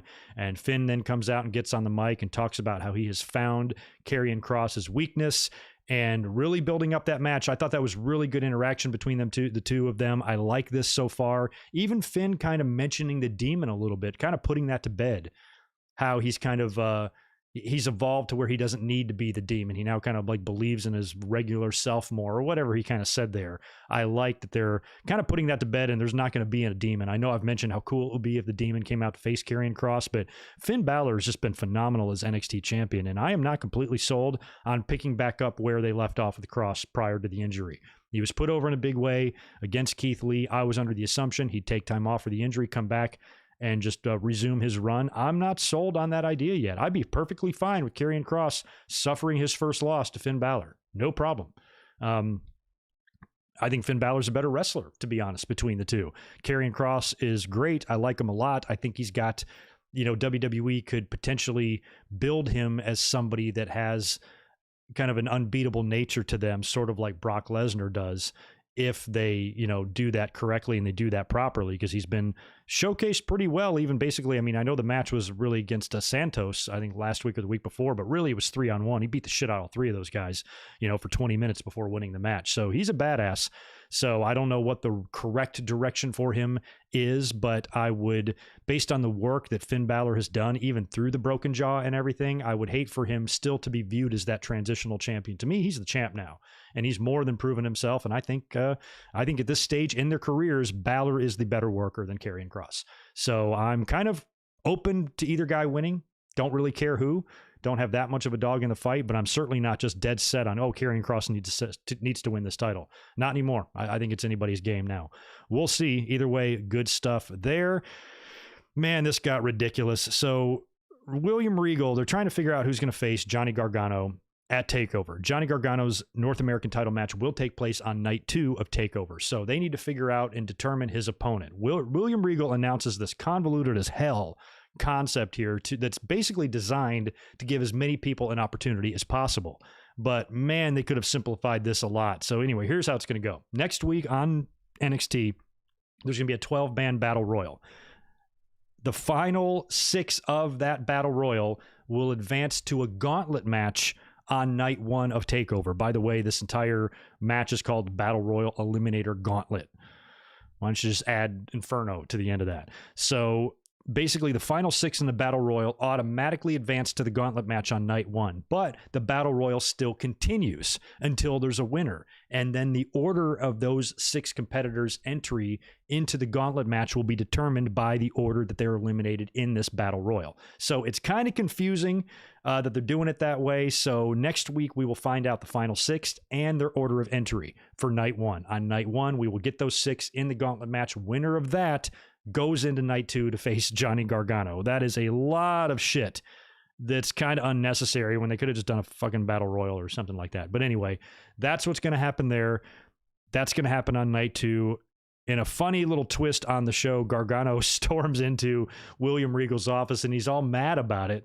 And he's like, this makes no sense. It's not fair to me. I'm like, Gargano, this is pretty fair to you, dude. These guys are going to have to go through a war like twice before even getting to you. And you're going to have maybe easy pickings if they have to go through a gauntlet. Imagine if the first entrant wins this gauntlet match, then he's got to face you the next night. He's going to be tired and a little bit beat up. So you're actually at an advantage here, but Gargano doesn't think he has enough time to prepare for the opponent and who it is. So that makes him a little bit pissed. And I think Regal even makes mention of his title. Like, do you wear that everywhere? And he's like, yeah, I'm the champion, man. So I love me some Gargano. Based on Gargano, where he is with the way his personality on TV, I do not want to see him drop the North American title to a random opponent determined the day before. I think he drops the title to somebody he's feuding with, and that would be better. Although you got some interesting guys in this like Dexter Lumis and others, so I suppose it would be a good way to give a guy an opportunity. But if I had my vote right now, it could change by the time we get to predictions day. But if I'm having a say, whoever wins this shit on night 1 and goes into night 2, I want them to lose to Gargano. Don't care who it is. I want them to lose. We saw Walter return last week, right? Walter is here this week facing Drake Maverick one-on-one. Poor Drake Maverick. Poor guy. I think he's still alive. I have to check his Twitter to see if there's been any obituary for him, but Walter killed him in the ring. I think it was about 14 seconds or something like that. Beat the shit out of poor guy. Pinned Drake Maverick in the ring. After that, Tommaso Ciampa comes out, gets face to face with Walter and says, you don't intrigue me, but that does, and points to his NXT UK title and challenges him for TakeOver. I think Walter initially says no, and then Ciampa gets jumped by all 3 members of Imperium. They beat the hell out of him, and then Walter accepts the challenge. So it'll be Ciampa and Walter for the UK title at TakeOver. Not sure which night that's going to fall on, but that's going to be good. Walter, I love. I don't want to see him drop the belt to Tommaso Ciampa, to be honest. I think the match can be fun. Hopefully Walter won't kill him, and Ciampa will be very careful with his surgically repaired body parts. But all in all, I want to see Walter just carry that UK title until he runs into somebody legit. Now, if he's going to be, not that Ciampa's not legit, but, you know, somebody just a big beefy fucker that can whip his ass, who would you have Walter face? You know, I don't want to see Walter go to the main roster. They will ruin him. Look at what they did to Keith Lee and everybody else. Walter's strength, Walter's power, Walter's, you know, presence is strongest in NXT or NXT UK because he's amazing. So, you know, who is going to be the guy that's finally going to unseat him after what, 2 years? How long has he been champ? So somebody's going to have to do it. It sucks that Keith Lee is not still around. Would like to see them hook it up. Who takes the belt off of him? I don't think it'll be Ciampa. And if it's not, who will and when? And when is that going to happen? Place your bets. Place your votes. What came after that? Oh, yeah, that's right. We had Jordan Devlin up next. He defeated Kushida in a great match, but the story here was the ending. Now, Jordan Devlin was the Cruiserweight champion prior to the pandemic, correct? And then they had the tournament or whatever. Santos Escobar won that, and he's been the Cruiserweight champion ever since. So now that Jordan Devlin is back on TV, we got our Shawn Razor moment from WrestleMania 10 from 1994 or late 93 when Shawn came back with the Intercontinental title and we had the dueling titles. Same thing here again. So after Jordan Devlin defeats Kushida, Santos comes out. They both have their championship belts with them. They're staring at each other, and while they're doing the face-off, Shawn Michaels music hits. Shawn comes out there. You knew right away as soon as he was coming out there. I'm like, holy shit. Two guys. One was the champion, never lost the belt. The other guy is the new champion. Dueling belts, I know what he's going to do. And instead of Shawn coming in the ring and getting on the mic and saying a bunch of shit, he just walks up and looks at him, lifts up the ring apron, pulls out a ladder from underneath the ring, slides it right in between them and walks away. Nuff said. WrestleMania 10 throwback ladder match at TakeOver. It's going to be both titles hanging above the ring, and we're going to get one hell of a fucking ladder match between Santos Escobar and Jordan Devlin. That is going to be a show-stealing match. Probably along with the triple threat tag is going to be real good. I think Maverick and Ciampa is going to be good. This is going to be a good fucking pay-per-view. So that was an incredible moment there between those two guys and Shawn Michaels kind of coming in and making his presence known with the ladder. Good stuff. As Shawn is leaving and he's backstage, Adam Cole is on his way to the ring to do the contract signing, I believe, after the commercial break. And they kind of pass each other in the hall and they do this little stare down and kind of funny look at each other, a little tease for something there. And later on, Adam Cole would tweet out a picture of that with the caption, "One can dream." So I really don't think HBK is going to be coming back into the ring here or anything like that, because we know he regrets. He's gone on record just recently, just in the last couple of weeks, talking about how much he regretted coming back in Saudi Arabia like that. And I certainly don't think he's in any better shape now and needs to stay out of the ring. That little tease there could at least tease something maybe physical. I think maybe Adam Cole could be Vader and Shawn could be Gorilla Monsoon. It could be something like that where Shawn finds himself in the ring for some reason, trying to calm down Adam Cole. Maybe after TakeOver, Adam Cole's furious based on whatever happened at TakeOver, whatever we see, and he's a fucking madman, and Shawn gets in the ring and tries to like talk him off the ledge and talk about how I put everything into you. You know, you've been my protege since day one. We've worked side by side, because it's no secret that Shawn has been very instrumental in the Undisputed Era and Adam Cole's development. He's very invested in those guys. So if he comes out and tries to make that known to the wrestling audience and say something like that on the mic, talking about how much he loves the guy and he just wants him to calm down. I don't want to see you go to jail over this, you know, just stop it. And then Adam Cole super kicks Shawn, beats the hell out of him, hits him with the last shot or whatever. I can totally see that happening. So Shawn getting back in the ring, nah. Shawn getting his ass kicked in a segment, maybe. So that would be a really good thing to maybe not do after TakeOver, maybe do on the go home. That would be a great segment. You talk about fucking heat. That might take away from Kyle O'Reilly, though, so it might be better to do that after TakeOver. But I think what that was more likely to set up was not a match, but some sort of segment in the future where it will get physical between those two. And that would just solidify Cole more as a dirty heel. You beat up, you know, the heartbreak old man, you know, because he ain't the kid anymore. And if you beat up an old man, that makes you, you know, how old? I mean, Shawn's got to be as way older than Vince was during the Screwjob when Brett punched him out, and everybody gave Brett shit for punching an old man. So, you know, Cole could get himself a lot of heat by doing that from beating up HBK. We'll see if that happens, but if I had to guess, that's what that tease was about there. We then go to the stage, big contract signing. we've seen contract signings more and more frequently now that don't end in a crazy ass brawl. So this one was no different. Both guys speak on the mic, but before they do, William Regal is kind of there, and he's the one that says Kyle O'Reilly's not even cleared and blah blah blah, and that's why I'm setting up this unsanctioned match for TakeOver. So another unsanctioned deal that we're going to see. This is going to be pretty good. Like I said, Adam Cole's girlfriend was just in one the previous week on Dynamite, and it was pretty badass.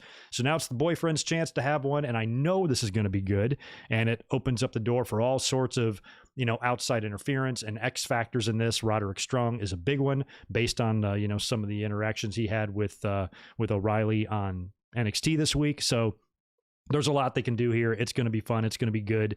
And I guess Adam Cole's going to somehow beat O'Reilly here, but I think O'Reilly's been in a lot of high-profile matches lately, and he's been delivering, especially with his matches with Finn Balor and stuff. I think it is time to throw him a bone.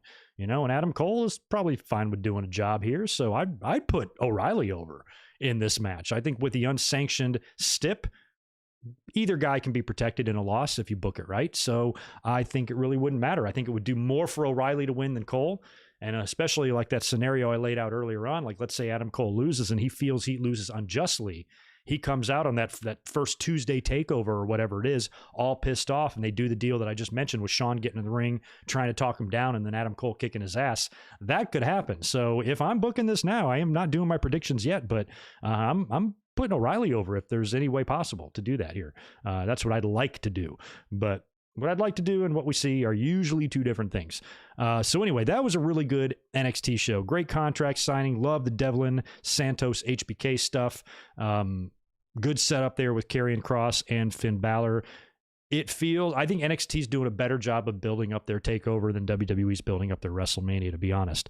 And speaking of TakeOver, let's run through the card as we have it right now. Here's what we have set, at least the updated card that I read today. If I'm missing anything, please let me know. For night one of TakeOver Stand and Deliver, we've got Io Shirai defending the NXT Women's title against Raquel Gonzalez. Walter defending the NXT UK title against Tommaso Ciampa. Triple threat for the vacant NXT Tag Team titles. MSK taking on the Grizzleds and Legado del Fantasma. And we also have that gauntlet match eliminator thing, number one contender. So the final 6 guys in this Wednesday's Battle Royal will battle in that gauntlet match on night 1. Night 2, we've got Finn Balor defending the NXT title against Karrion Kross, of course. Santos Escobar and Jordan Devlin in a ladder match for the undisputed Cruiserweight Championship. That one, I'm so glad, is on night 2. That's going to be fucking great. And Johnny Gargano will face the winner of night 1's weird-ass eliminator gauntlet thing. So 4 matches announced for night 1, 3 for night 2. We'll probably get a couple of other ones added. Maybe just one. It might be 4 matches each card. Maybe 5, something like that. But either way, TakeOver looks good. I mean, look at that. Io Raquel is going to be great. I think they're going to crown Raquel, which I'm happy about. I think that triple threat tag on night 1 is going to be crazy. And I think Walter and Ciampa is going to be awesome. And then on night 2, all 3 of those are going to be good. Balor Cross is going to be badass. The ladder match is going to be ridiculous. And Gargano is going to be able to wrestle great against whoever he faces. So TakeOver's looking great and stacked. So that takes care of the Wednesday night shows. That'll just leave us with last night's Smackdown and a rundown of the WrestleMania card. Let me cruise back over to the chat, see how it's going. If you guys who are here can do me a favor and smash the thumbs up button, I would very much appreciate it. And we'll get rolling with the Smackdown stuff. And you guys can fill me in on your opinions on what you think about this Daniel Bryan nonsense. All right, good. It doesn't look like I did miss one super chat from CG2K. Thanks for the $5. Did you mention that Road Dogg is hospitalized already? Yes, I pretty much opened with that right when we got into the news. Prior to that, we wished well wishes to Road Dogg, and I read both of the statements posted by his wife on Facebook. So yes, best wishes out to Road Dogg, who apparently did suffer a heart attack, and we wish him well. Road Dogg is a legend. He's a guy that I thought about today when I read the heart attack story. I thought about him and his career, and he's going to be a Hall of Famer. I think he deserves to go into the Hall of Fame. I mean, not even necessarily just with Billy. I mean, if they could do the New Age Outlaws, yes, but at the very least, he's going to go in like that. But really, I could almost maybe put him in as a singles just based on the success that he had, because, man, he had nowhere to go. When he was the roadie and he was the new Double J, that was some terrible shit right there. And the way he just fell ass backwards into that New Age Outlaws, tag team with Billy, and he was allowed to let his personality shine, and we were able to see what he can do other than sing With My Baby Tonight. You know, what a good talker he was, and, you know, what a good promo he was. I mean, he's an Armstrong. It's in his blood, you know. He's naturally good at this stuff. And I just thought that he was, more than anybody else, you know, did a really good job of really accentuating his positives. Of those Armstrong brothers, I think he was the least athletic. He had the, I don't want to say worst, he had the least best look of all of them. I think the other brothers had better bodies, better look, were more athletic, and maybe better in the ring a lot than he was. But none of them could talk like he could. None of them had the personality and the charisma that he had, and he made up for that. And he made it to heights, and that's why, you know, why talking and personality and charisma is so important, because it doesn't matter how much fucking talent you have. You know, if you have the ability to do that, he exceeded anything that any of his brothers ever did. Second only to his father, I think, in just overall success. And he did that without the body. Not that he can't wrestle. It's just he wasn't Brad, you know, and he deserves credit for that. So I think at the end, Road Dogg is a bona fide Hall of Famer. We wish him the best on the channel. Deshaun, appreciate 5 more from you, dude, as well. When Riley said, I sold my soul to the devil and I want it back. Yeah, that was good stuff. I mean, I mean, O'Reilly outfit aside, he looked a little bit ridiculous with the cut off jeans and the haircut and the whole deal. But, you know, that aside, there's a lot to feel here. There's a lot of energy here. And Kyle O'Reilly has busted his ass in the losing effort a lot lately, just like Sheamus has on the main roster. And I think it's time to throw these guys a bone for their hard work. So I think that O'Reilly benefits more from a victory. And like I said, with the unsanctioned stip, you can do it in a way where it protects Cole. And that will just set him off even more, make him go on more of a tirade. And like I said, maybe beat the shit out of HBK. Wouldn't be surprised. Let's talk about last night's SmackDown. Man, did they take a long time to drag out this Daniel Bryan shit. This was a very, very poor SmackDown in a lot of ways. Had some good wrestling. I mean, we had, as pointless as it was, we still had Rollins and Nakamura in a really good match. Don't know why we had the match, but we still got it nonetheless. There was some good in-ring wrestling going on here, and we had a lot of development in the WrestleMania main event, and we had another big WrestleMania match announced. But after that, it was a lot of the same old shit, a lot of these overdone tropes with the champion getting pinned. I swear to God, last night when I'm watching SmackDown and I'm making my notes and they go to that 6-man, with Big E and the Street Profits taking on Chad Gable, Otis, and Apollo. During the entrances, I swear to God, during the entrances, I wrote in my notes, Apollo pins Big E. Because you absolutely knew that's what they were going to do. Because they have no, I mean, it's like just this formula. You know, just like they just plug in the same shit that you see every time. We know, based on what we saw at Fastlane, these guys are going to work Mania. And every time this happens or a situation like this, you always have to pin the champion in some sort of a weird tag or a non-title match. Happens every fucking time. There was no other outcome to this match other than Apollo pinning Big E, and that's exactly what happened to set up their, you know, to help build for their WrestleMania match. So a lot of what they did tonight with the outside interference and the champion being pinned, just these outdone, you know, these outdone formulaic tropes that they do all the fucking time that is just so old and is ridiculous. And then even though the Edge, Daniel Bryan stuff and Roman stuff was pretty good in my mind, it stretched out way too far. And that was apparent in the beginning segment here where we're all like kind of laughing on Twitter. A lot of us are saying the same thing. I'm like, hello, have none of these people ever heard of the concept of a triple threat? Why is it taking them so long for this to come to their mind? And it's just ridiculous because they didn't have anything better. They have one story on that show, and it doesn't feel like they really tell any others. Even Bianca and Sasha, they're phoning in with fucking Reginald. There's, you know, you think about O'Reilly and Cole, you know, and how intense and invested you are in that compared to what we're getting from Sasha and Bianca. It's not the same. So there's really, you know, you just don't feel it at all, like we were talking about earlier. So, I just thought that they did a whole lot of nothing on the show, a lot of filler, a lot of recaps, a lot of nonsense, all just setting up what we already knew was going to happen with the triple threat. So I was not too thrilled with SmackDown last night, although I will acknowledge some pretty damn good wrestling on the show as well. Comedic Genius, thanks for the $2. Am I crazy for thinking Edge isn't a heel yet? I guess most people are. I saw a lot of people talking today on Twitter when I made a tweet about the triple threat, about him turning heel at WrestleMania. And I'm like, was I asleep last night or in a different universe? Or like, Edge feels like a heel to me. Edge is being a crybaby bitch right now. He's pissed that his spot is being taken. I worked for this and you're taking away my spot. And I love that he's all pissy and possessive of his spot. And I love that irony because in real life, it's actually the exact opposite. Edge, I bet you 100% is the type of guy that was like, you know what, let's add Bryan to this. I want to give him I want to share my spotlight with others. We're on TV, he's very possessive of it and stuff, and he's coming off like a dick. So if he's not heel yet, I don't know what else you want him to do. Seems like a heel to me. So I kind of feel like he has turned heel, but some people don't really consider it a heel turn. And as I was talking to somebody today on Twitter was saying, oh yeah, like Edge has got this momentum and I think WWE wants to have him win the title for the fans on the 10-year anniversary and all of that. Yeah, I can see all of that, but I don't think winning it for the fans is really in play anymore. Feels like Edge doesn't give a fuck about the fans. He gives a fuck about his opportunity, his chance to win the title. So I think Edge winning the title is still extremely likely, but I also think that he might be doing it as a heel or maybe in a different way, and he can set up some matches with Daniel Bryan in the future. But anyway, we'll get to that. Daniel Bryan opens up the show last night, comes out to the ring, and of course, talks about how he was screwed. He said he made Roman Reigns tap out, but there was no referee there. And if it weren't for Edge, he'd be champ right now. And he sits in the ring and basically demands a rematch with Roman Reigns. It was very reminiscent of the Occupy Raw stuff they did in 2014, where that was much more elaborate because you had fans there and they all kind of crowded the ring.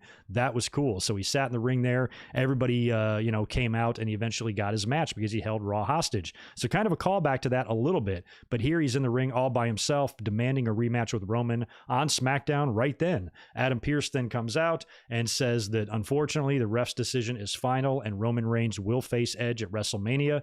So Bryan then proposes facing the winner. He goes, how about I face the winner after the match? And Pierce says that's unfair, which is hilarious since Bryan had to face Roman Reigns. Roman got to face the winner right after all that shit. So he says that would be unfair. And then Bryan says, okay, fair enough. I understand. Okay, how about he proposes like a night 1 and night 2 scenario or something like that. Like I face Roman night 1 and then the winner goes on to face Edge. He suggests a couple of different scenarios and Pierce kind of shuts him down. Edge then comes out and he's angry that Bryan is trying to take his spotlight away from him. Like I said, very possessive over the spotlight, not something a babyface really does. And he's very angry about it. And you can tell he's just fucking salty as hell. I mean, Edge has got a stick up his ass now. He's very irritated by this whole situation. Doesn't feel like Daniel Bryan's going about things the right way. Shit like that. Calls Daniel Bryan a son of a bitch. They immediately start fighting, break out into a brawl. Edge winds up spinning Daniel Bryan and hitting him with a chair. So again, just kind of more heelish tactics there. And this would not be the only time we would see these guys. We'd see them in the final segment as well. After that, we get the really good one-on-one match with Seth Rollins and Shinsuke Nakamura. Seth Rollins won with the curb stomp. He continues the attack after the match, and that's when Cesaro makes the save and kicks the shit out of Seth Rollins. Now, what was interesting about this is, like, why are we even getting this match? It's a Fastlane rematch. When this match was happening on Fastlane, I tweeted out, they should just do this shit on SmackDown, and then they did. Unnecessary rematch. Another overdone thing that WWE does all the time. We see it on every show. Unnecessary rematch. After that, we cut backstage to Roman Reigns. He's with Adam Pearce, who was summoned by Jay earlier on. Roman told Jay to go fetch Adam Pearce for him and hurry back and bring me an iced tea and an Eskimo pie while you're at it. Roman says that Adam will get him for one night only. So basically, don't even think about fucking with this match. I'm not wrestling twice. All that bullshit that Daniel Bryan said out there, I'm not doing any of that. You got me one night only. Take it or leave it. And you better make the right call. So basically everybody's leaning on Adam Pearce to make the right decision. He's got 3 guys all pissed at him, and he's got to try to do something that is not going to piss off everybody. But again, this whole thing, like, why didn't the announcers, Corey Graves is supposed to be so smart, right? More realistic. How come he's not blurting out? How come they don't do a triple threat? Like, the fact that they're purposely dragging this out, it was what was so frustrating about this, because they're not adding any suspense. They're trying to. They're making all these backstage segments where everybody's putting pressure on Adam Pearce to make the right decision, but we know what the decision's going to be. So it's not creating any suspense, because they're being such idiots about it by not acknowledging, why didn't Daniel Bryan mention that in his promo? This is just as much Daniel Bryan's fault as anyone's, or the writers. Why isn't Daniel Bryan, when he basically proposed those 2 scenarios for night 2 or night 1 and night 2, why didn't he just say, how about a triple threat? Why did that never come out of his mouth? Like he's never heard of a triple threat match before? Triple threat, what is that? You mean like all three guys in the ring together? That's cool. Like, what the hell, man? How come nobody said this earlier? So anyway, that was all happening. We go backstage. This was great. We cut backstage. Seth Rollins is complaining about being swung, and he's complaining about Cesaro, and he vows to never be swung again, but he's in this like really wide open area of Tropicana Field backstage. He's then attacked by Cesaro, and Cesaro starts swinging him around in the backstage area. Luckily, there's plenty of room. I mean, I'd be so worried if I was Seth, my head hitting the fucking wall or something, but he's swinging Seth completely around. Seth is screaming through the whole thing again. He sells the swing better than anybody else has in history. Finally drops Seth and accepts Seth Rollins' challenge. Seth had laid one down, I guess, earlier in the night for WrestleMania. So it is now official. Cesaro versus Rollins at WrestleMania. That's great news. I mean, it's just no title, no nothing like that, but it's going to be a great one-on-one match. And I'm glad that Cesaro is getting a match of this magnitude at WrestleMania. That's good. Hopefully it'll be a showcase for him. Seth Rollins already dropped one to Owens last year, so I don't know if he'll do it again, but we'll see. Either way, it's a Mania match for Cesaro, and he's not doing something stupid. He's not in the Battle Royal. They haven't forgotten about him, and that's good. Like I said earlier on, we had the six-man match with Big E and the Street Profits taking on Chad Gable, Otis, and Apollo Crews. That match was only done to set up Big E being pinned by Apollo Crews, which adds to their WrestleMania program. That's basically all we saw there. That was it. Nothing much more to say about it. We also had a Kevin Owens show with special guest Sami Zayn. Sami, of course, has been trying to promote this conspiracy theory, and he's got this camera crew with him, and he claims to have all of this evidence. And I think it's going to turn out that he's going to have some pretty big evidence. And I think that that big reveal would be pretty fucking hilarious. I hope it's not just a joke where his evidence is stupid and gets laughed off. It would be hilarious if he actually provides some sort of crazy footage of WWE purposely keeping him down. I think that would continue the story going. And Sami Zayn is great in this role, but we'll have to see. And he's also been doing this shit with Logan Paul, which we'll talk about here in a second. So Owens brings him out, and he says that he still has Sami's back, even though he's not buying into the conspiracy stuff, but he's still his friend and he still wants to be there for him or whatever.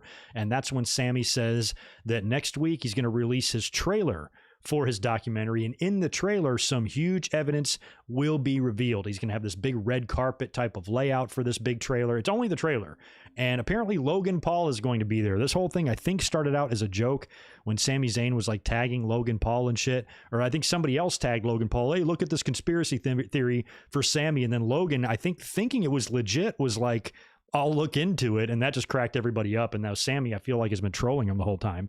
So now I guess they've contacted this fucking moron, and he's going to be on Smackdown next week to watch this trailer. So Logan, I don't know anything about Logan Paul. I've just heard about him and seen his dumb face on TV before. Is he the one that boxes, or is that the other one? One of them's fighting Ben Erskine or something, I think this weekend or something. I don't know. So it's one of these two fuckers. So he'll be on SmackDown next week, I guess, just to be a part of this. WWE's trying to reach that, young audience, I guess, that knows who these people are, Bad Bunny and Logan Paul and people like that. This doesn't appeal to a fan like me, but I'm sure there's a portion of the audience that is like, holy shit, Logan Paul is going to be on SmackDown. I'm not that person. So I think we should all tell Logan Paul that the Thunderdome is being moved to Montana or Wyoming or fucking Alaska, and just tell him to change his plane ticket to there, because that's where the Thunderdome is now. So he's going to be there next week to watch this big red carpet reveal and this trailer reveal that's going to provide some sort of evidence to show and prove that Sami Zayn is the victim of a conspiracy theory. That should be funny. Finally, Owens, fed up, challenges Sami Zayn to a match at WrestleMania. And Sami says no, that he wants to work together. He wants to be on the same team as Owens, and Owens just keeps pressuring him and getting him in his face, backs him into a corner. Where finally Sami's like, fine, I'll face you at WrestleMania or whatever. And then Owens attacks after he got his answer. So once Sami gave it to him, Owens basically beat the shit out of Sami. And we're getting Owens and Sami Zayn at WrestleMania. Now, these two guys have already had a very storied rivalry. This one seems like it's just being kind of, I don't want to say forced, but just, put together because they do know each other so well. We know we're guaranteed to get a good WrestleMania match out of them. But I think their issues have run more personal and deeper in previous feuds, years ago, more than now. But I think the only way to really salvage this and make it good, because Sami Zayn is so incredibly entertaining in this role, is to have him reveal some legitimate proof of that. But if he's doing it next week and he reveals proof, it's going to be hard to have the match with Owens then. So, maybe his trailer or his proof will be nothing but jack shit next week. But I think in the end, something has to reveal to vindicate Sami Zayn, because I like Sami Zayn. So I hope that something like that happens and he actually is getting fucked over in some way. I think that would be funny, because he's amazing. After that, here's a big match that was really tough to figure out who was going to win. Bianca taking on Natalya. I'll tell you what, if they would have pinned Bianca this close to WrestleMania, I would have shit a live possum. Sasha Banks, during the match, she comes out again with the theme music, WWE. They were arguing prior to the match again at Gorilla, just like they did last week. And just there's this animosity between the two because they got to face each other in a couple of weeks. So as Bianca's in the ring, Sasha then comes out with her music and all, distracting Bianca. They argue. Bianca finally just gets pissed and slaps the shit out of Sasha Banks, which I loved. Slaps her hard. Sasha goes down. Bianca continues the match with Natalya, eventually hits the KOD for the win. Sasha, during all of this, is recovering from the bitch slap, gets in the ring, and immediately nails, after the match, Bianca with the Banks statement and stands over her with the title and all of that. So finally, we saw them getting a little bit physical, trying to actually hurt each other now. That's good. That's a step forward, I suppose, but still, largely, this entire build has been a bit underwhelming. But we got another week, so we'll see how that goes next week. Either way, I think, despite the build, the match has got to be good. I mean, this is Sasha and Bianca. Sasha is one of the biggest stars they've got. She looked incredible last night. Sasha Banks, one thing about her more than anything, she's very, very, very good in the ring, but I don't think she's as good in the ring as maybe a couple of other women are, and I don't think she's strong as somebody like Bianca. But where she makes up for it is that she absolutely looks like a bona fide star. She does. She looks like a fucking A-list celebrity. She looks incredible, and she's got that going for her. Plus, she can be a fucking beast in the ring when she wants to be. So I think this match is going to be fun. We'll see. What do you think? Is it going to be Bianca's moment? I mean, not everybody can have their moment. It can't be Rhea Ripley and Bianca and fucking Daniel Bryan or Edge or whatever. It can't be all of them. So, what do you think? And Drew McIntyre, what do you think? I'm hoping that Bianca wins the title. I am, because I think they could do that in conjunction with a Banks heel turn, because again, with a program this big with two alpha females like this, it ain't a one and done. You're not just gonna have a match and then that's the end of the program. Same with Lashley and McIntyre. That's why I think that has a potential for a heel turn or something to stretch that out even further. So whatever happens here, I can't just see Bianca losing to Sasha and that being the end of it. I can see Bianca maybe beating Sasha going heel or something like that, or maybe Sasha turning heel in the match to retain and then Bianca beating her for it later. They could go that way too. But either way, they'll probably have another match after WrestleMania. And I think the best way to get to that is to have Bianca win the title, give her that moment, and then she can just have a rematch with Sasha down the line. We'll see. We'll see how it goes. Cast your votes in the chat over here. We get Edge approaching Roman Reigns backstage, enters Roman's locker room with the deliciously comfortable chair that Roman sits in. And Roman says, hey, it takes a lot of balls to come in here, so get to the point. And Edge basically complains to Roman that Bryan is trying to steal their spotlight. See, now Edge is he's trying to steal our spotlight. I'm telling you, how can you not look at Edge as a heel at this point, as far as I'm concerned? And they'd be back out there later. They're really dragging this out. Then we go one-on-one, Dolph Ziggler taking on Rey Mysterio. There's a backstage promo earlier on with Rey and Dom talking about winning the tag team titles together at WrestleMania. I think this is great. This match is not official yet, but it will be. It's going to be the Mysterio family taking on the Dirty Dogs. Is that really what they call each other? Jesus Christ, Rude and Ziggler. That's going to be your tag match at WrestleMania. I can live with that. That's pretty cool. I mean, how many father-son tag teams do we see where the father is just as capable as the son? Not many. When we've seen father-son teams before, like the Hennigs or the Rhodes or the Grahams or the Ganyas, the dad is always slow, and not really capable. Even Brett and Stu teamed together. Stu couldn't do shit.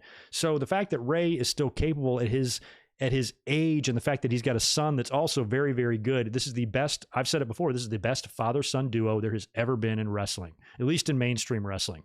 If there's some, obscure Japanese or Mexican stuff that I've forgotten about or hadn't known about or something, possibly, but in terms of just a formidable team, that if these two weren't father and son, I could see them being teamed up anyway.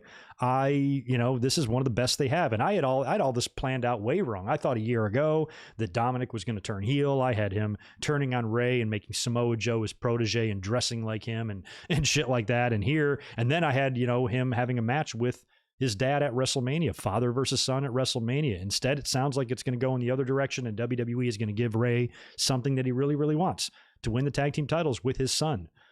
How many father-son tag team champions have we fucking had? None? Help. Have to go way back. The DiBiase's, no. Shit, I don't think there's been one. We've had some father-son tag teams, and like I said, the father, and usually in 99% of those cases, is not very capable in the ring. These two guys could be tag team champions even if they weren't father and son. So I think that's going to happen. I think once this match is made official, probably next week or on social media this week, if it hasn't already, Dom and Ray will win the titles. I think so, and I hope they do. That'll be great for them. That's going to be some history, and what a great place to do it at WrestleMania. WWE owes that to Rey Mysterio, I think. It's the least they can do for him. And what's the difference? It's not like the tag team titles mean anything anyway, so it'll mean much more, and it'll be much more personal to these guys, and something that they can talk about and refer back to on upcoming future documentaries for years to come. Be a great memory for Dominic, too. When he grows old and his dad is no longer with him and he gets to remember doing this. Like, I like stuff like that because I'm an old, sappy, mushy guy, I guess. So anyway, I'm hoping that happens, and best of luck to the Mysterios. Then we finally get the final segment in the ring, the big decision by Adam Pearce. What is he going to do to rectify this situation between Edge and Roman Reigns and Daniel Bryan? Adam Pearce comes to the ring, immediately followed by Roman Reigns. Edge comes out next, and then Daniel Bryan comes out last. And that's when Pearce announces, he really builds it up like it's this big decision.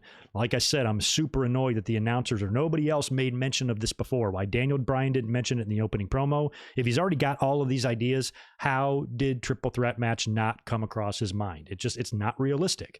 So finally, Pearce says, there's one of you, or you don't want to do it this way, and you don't want to do it this way. So really the only way to make this work is now at WrestleMania. It will be Roman Reigns defending the Universal title against Edge and Daniel Bryan in a triple threat match. That pisses everybody off. Big brawl. Roman Reigns using a chair. Edge hits Jey Uso with a spear, wears out Roman Reigns and Daniel Bryan and Uso, all three of them with a chair. And eventually Roman and Jey get out of there, cornering Daniel Bryan. Edge has Bryan, grabs him, assaults him some more, and he's about to, I guess, try to hit Daniel Bryan with a concerto. He teased concerto in the Roman Reigns backstage thing, I think, as well. So he's teasing this concerto, and I think as he's got Daniel Bryan down, he slides out of the ring, I think maybe to go look for another chair or something. Other officials come into the ring, and he starts beating them off. He hits a couple of officials. I think one of them was Pat Buck, nailed him with one of the chairs, and just starts wearing out Daniel Bryan some more. And then in the midst of the officials being there, Daniel Bryan's able to roll out of the ring and kind of save himself there. As Edge just, he's kind of grabbing his hair. And earlier on when he hit Daniel Bryan, he went through like 3 stages of personalities. He was almost like shocked that he did it. And then he was kind of doing the thing with the hair. And then as he's leaving the ring, he kind of smirks a little bit and then snaps out of the smirk. And here it seemed like he has gone full blown, postal here. And he has snapped and he sits in the chair. He opens up the chair, sits in the middle of the ring, and he's got that angry Miz girl face. And the show goes off the air, fades to black with Edge literally snapping here. So that one, a heel turn, what the fuck is, man? This is a guy all possessive and all butthurt about his spot.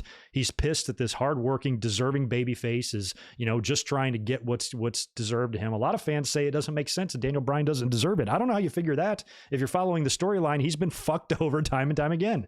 Fucked over at the Elimination Chamber, had Roman Reigns tapping out, first guy to ever tap Roman Reigns out. And he got fucked because there was no referee there. This is a pretty easy scenario to work him into a match. Even though I guess a lot of people are pointing to the fact that he's had opportunities and failed. Yes, I get that. But, they're keeping him kind of strong in the process here. So in terms of why the decision was made to add him, I don't really know. But if you guys remember in previous weeks, correct me if I'm wrong, hasn't the overall opinion and attitude been so far in the Edge and Roman Reigns build that it's missing something, that it doesn't feel as good as we thought it was going to be? All of this falls on the shoulders of WWE. It's completely their fault. But at least they are now hearing those criticisms, maybe even realizing that themselves, that Edge, even though everybody loves him and he's a big baby face, it feels like even when he won the Rumble, we heard like rumblings of, I don't know if this legend coming back and taking a spot, all that stuff starts. Fans are salivating at the opportunity to tear down, somebody that's loved. And so I was a little bit worried with Edge going into WrestleMania as this full-blown baby face, full circle moment, storybook, fairy tale, happy ending for him. I wasn't sure if a lot of fans were going to be into that and they were going to find ways to pick it apart, critique it, or whatever. So now they've spiced it up. I got no problem with that. I mean, it shreds my insides apart to have to give WWE the benefit of the doubt, but they have recognized maybe what we have all recognized, and that so far the Edge and Roman feud has been lacking something. Daniel Bryan has had a pretty good story this year. He's a guy that has a lot of, love from the fans and a lot of respect from the fans, and he's more than worthy of this.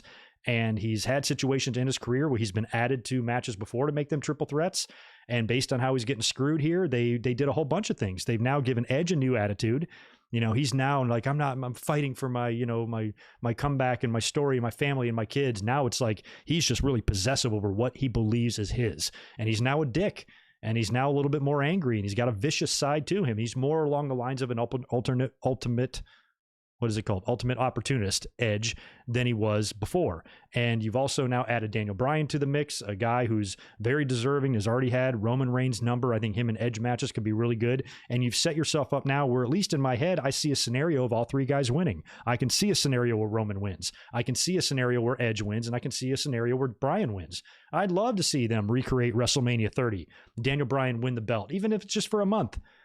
Then drop it to Edge at the next pay-per-view. Maybe Edge feels that. I mean, I wouldn't put it past Edge either. Maybe he can read the audience. Maybe he's going, Vince, I don't want to be the guy that's going to be critiqued or whatever. Can we have Daniel Bryan win the belt, and maybe I'll beat him for it as a heel or something like that? Maybe this is something that he's suggested in order to kind of pass the spotlight around, because when a legend like this comes back, that's what he's claiming he wants to do. He had a list he gave to Triple H. Here's the guys I want to work with. He wants to make appearances in NXT. He wants to do things. So I can completely understand that he might want to share a little bit of the spotlight and add something to the match that might make the angle and the match a little bit more fun. Many people believe that Daniel Bryan was only added to this match to take the pin. I know that's the easy way to say, and that's where everybody's brain immediately goes, and you may not even be wrong. But I think it goes a little bit deeper than that, and this is something that actually I think does work, and he's not just wedged in there to take the pin. I feel like he's got a legitimate reason to be in the match, and when you combine that with his history with Roman and Edge's new attitude, this makes for a very unpredictable situation. So now it can kind of go either way, and now if Edge does win the title, him winning it as a heel, maybe taking a cheap way out, or being the ultimate opportunist that he is, doing something in that match to win the title as a heel, I think almost might be more fun than him getting the emotional babyface moment, winning the title, on this 10-year anniversary. So based on Edge's story, I still think all odds are likely it's going to be him, but I'm certainly not sold on it. And, maybe that means, and Daniel Bryan might have been put in that match so Edge can win the title without having to beat Roman. That's very, very possible. That could totally go down that way, but I do not believe that's set in stone, especially with even as recently as a week or two ago, we heard WWE was back to square one with a lot of these angles. So they change their minds up all the time. And whatever they're decided on now doesn't mean that's going to be their decision in a couple of weeks. So I'm kind of cool with it. Triple threat match doesn't bother me. I think it's going to make the match better. And plus, we all love Daniel Bryan. And the fact that he's in this, even if he takes the pin, any idiot that's going to say, oh, they did Daniel Bryan dirty, he's in the main event of fucking WrestleMania. I don't care what you do at that show. If you're in the main event of WrestleMania, literally nothing else matters. You're there. So I don't want to hear anybody. Only in wrestling Twitter land can somebody be in the main event of WrestleMania and be buried at the same time. Only with these people. So if he does get pinned, you're going to hear that, but just ignore it. They're stupid. And I just like that it does set up for more possibilities. But I can see why fans are concerned about Daniel Bryan eating the pin or whatever. But let's suppose that's the case. Would that really be that bad? Protecting Roman? I want Roman protected. And plus, if that's the case, and let's say Edge wins the title in a heelish type of way, and then after that, you get babyface Daniel Bryan versus heel Edge for the title, that's going to be good. There's no real downside to doing that. There's no downside to putting Daniel Bryan in the match to eat the pin. It could set you up for a lot of great things after WrestleMania. So, think it all the way through before immediately just making a comment that everybody else says. Think about where it could go and what it could mean if they actually did do that. Think about all three scenarios. Which three would you prefer? Think about a scenario where Roman wins, Edge wins, and Daniel Bryan. Book all three of them in your mind and then decide which one you'd like best. It's kind of all you can really do, but we'll see. We got another week or so before we do predictions. But right now I still think I'm leaning towards Edge, but I certainly am not sold on that. In terms of the WrestleMania card, I did not have night 1 and night 2 stuff written down here. So we'll just run through the matches that we have currently. 1, 2, 3, 4, 5, 6, 7, 8, 9, 10, 11. I got 11 matches written down unless I'm missing one. And I think we're going to get one or two more one or two more announced in the next week anyway. So here's what we got for WrestleMania so far. Bryan versus Edge versus Roman Reigns, triple threat universal title match. Lashley defending the WWE title against Drew McIntyre. Sasha defending the SmackDown women's title against Bianca Belair. New Day defending the Raw tags against AJ and Omos. The Fiend versus Randy Orton. We'll be talking about more about that on Monday's Raw review. Asuka versus Rhea Ripley, and at least right now, they're doing the contract signing on Monday. We'll see if Charlotte turns up there, makes that a triple threat. Could happen. Or we could just get Asuka and Rhea Ripley. That would be fine too. Bad Bunny versus The Miz. Shane versus Braun Strowman. Cesaro versus Seth Rollins. Big E versus Apollo Crews for the Intercontinental title. And Kevin Owens versus Sami Zayn. I'm assuming we're also going to get Sheamus and Matt Riddle. That'll probably be announced on Monday, and we'll probably get the Mysterio family against Rude and Ziggler, which will probably be announced on Friday. That will put us to 13 matches. Add a 24/7 bullshit thing in there somewhere. Maybe something on the kickoff. That's probably going to be it, unless you guys can think of a match that I'm missing. So yeah, that's where we sit right now for WrestleMania. Like I said, on paper, the card looks okay, and TakeOver looks really good. So I think it's going to be a fun week. And it's going to be crazy here on the channel. Like I said, we're going to be streaming Monday to Monday, starting on the Go Home Raw. We'll be streaming that night, and we'll be streaming every single day through WrestleMania, all the way through that following Monday on the post-WrestleMania Raw. After that, I'm taking a week off, and I won't be back until the following Monday after that. It's going to be a lot of streaming, so I need to just rest myself after that. So right after WrestleMania, right after the post-WrestleMania Raw, that will be it for me until the following week's Raw review, and we'll catch up everything that I missed while I was gone. So that's kind of the plan for the future. But I have got to get out of here in just a couple of minutes. Let me just cruise back over here to the chat and answer any last-minute super chats or questions or ideas. Yeah, Edge is definitely probably better defined as a tweener, not full heel, but to me, he's doing a lot of heelish shit. There's Antoine. What's up, man? Antoine Farian with a very generous $10. Good to see you. In here, I disagree about Daniel Bryan deserving it. He signed up for Chamber match knowing he had to wrestle twice storyline-wise, but I think they are moving Roman to Raw to get the title off Roman. He jumps, helps ratings. I thought about that too. Moving Roman to Raw could be a possibility because I'm really curious what they're going to hell they're going to do when Brock Lesnar comes back. And I think you've got a natural story there, whether it be opponents for Roman and Brock or adversaries for Roman and Brock, or an alliance between Roman and Brock. How cool would that be with Heyman, managing the both of them? So that could be, because in that scenario, if Edge were to win the title and then feud with Daniel Bryan, where does that leave Roman? It's almost like he's left out of this whole deal. So he wouldn't just be accepting that. Maybe moving him to Raw is something they do.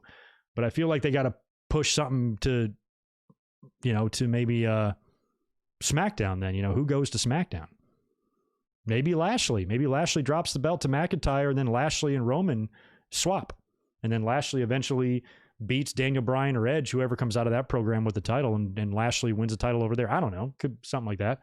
We'll see. There's scenarios up in the air. That's for sure. That is for sure. And we got Money in the Bank coming up. I think that's going to be probably May. Somebody mentioned to me today that Kevin Owens was talking that up on Talking Smack or whatever. So maybe Owens is a good guy to win the Money in the Bank. He's never won that before, right? Kevin Owens would make a fantastic Money in the Bank holder. I'd like that. Put it back on a babyface, like a credible babyface, not Otis, but somebody who can really do good things with it. Kevin Owens would be the perfect guy to win the Money in the Bank. He is my number one candidate right now, or at least my number one hope to win Money in the Bank. Anywho. Do I think Sasha needs to win more than Bianca since she's 0-6? Maybe. Or 0-5, I guess, at WrestleMania. Yeah, I didn't think about that. Maybe. I wouldn't put it past Sasha to win. I'm not putting it past anybody to retain the title. Even prior to Daniel Bryan being added to the match, when it was just Roman and Edge, I was the one that was saying, keep Roman rolling. I said sometimes fairy tale endings don't end in a fairy tale way. Sometimes it's not a happy ending. Sometimes you don't get what you want. Sometimes you don't win the big game and you don't make the last second shot. And Edge has got this big story, and he's going against this champion that's just, quite frankly, too strong for him and beats him. Roman Reigns ran into that same problem at WrestleMania 34 when he just wasn't good enough to beat Brock Lesnar, even though he kicked out of 15 F5s. He still didn't beat him. Brock bloodied him up, whipped his ass, left him laying there in the ring all in the middle, a loser. So, that does happen. So I'd be fine with that. scenario as well. So whatever they do, honestly, you're probably not going to be getting a whole lot of complaints out of me. I want a good WrestleMania main event, one that we're going to remember, not one that we're going to bitch about. We know it can't be any worse than WrestleMania 29, right? So at least we got that going for us. Shout out to Just Alex, YouTuber in here. Go sub his YouTube channel. Good stuff over there. Good to see you, man. Brian won a chamber match to get his first title shot, then earned another by beating Jimmy, then got screwed at Fastlane after making Roman tap out. So yeah, he's earned it. Yeah, I think Brian's earned it just fine. I mean, based on what happened to him at Fastlane, kind of having the match won type of deal, which is why I think they booked the finish in that way, is to give them a reason storyline wise to put him in the match. And I guess for some fans, that's not good enough. For me, it's fine. Seems like it's fine for Alex as well. So anyway, I've got to go to work. I have to go to a restaurant and do restaurant things. So wish me luck there.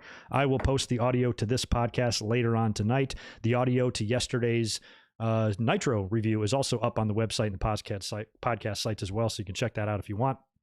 I'll be up here tomorrow night, at least right now. As it stands, we're going to be doing a WrestleMania 6 watch-along. If I decide that it's not doable because of the edited content on the multiple platforms, we're going to switch it to WrestleMania 14. Either way, the link is on my channel. Just be at that link, and we're watching WrestleMania tomorrow at 8 p.m. Eastern, 5 Pacific. So you guys have a great rest of your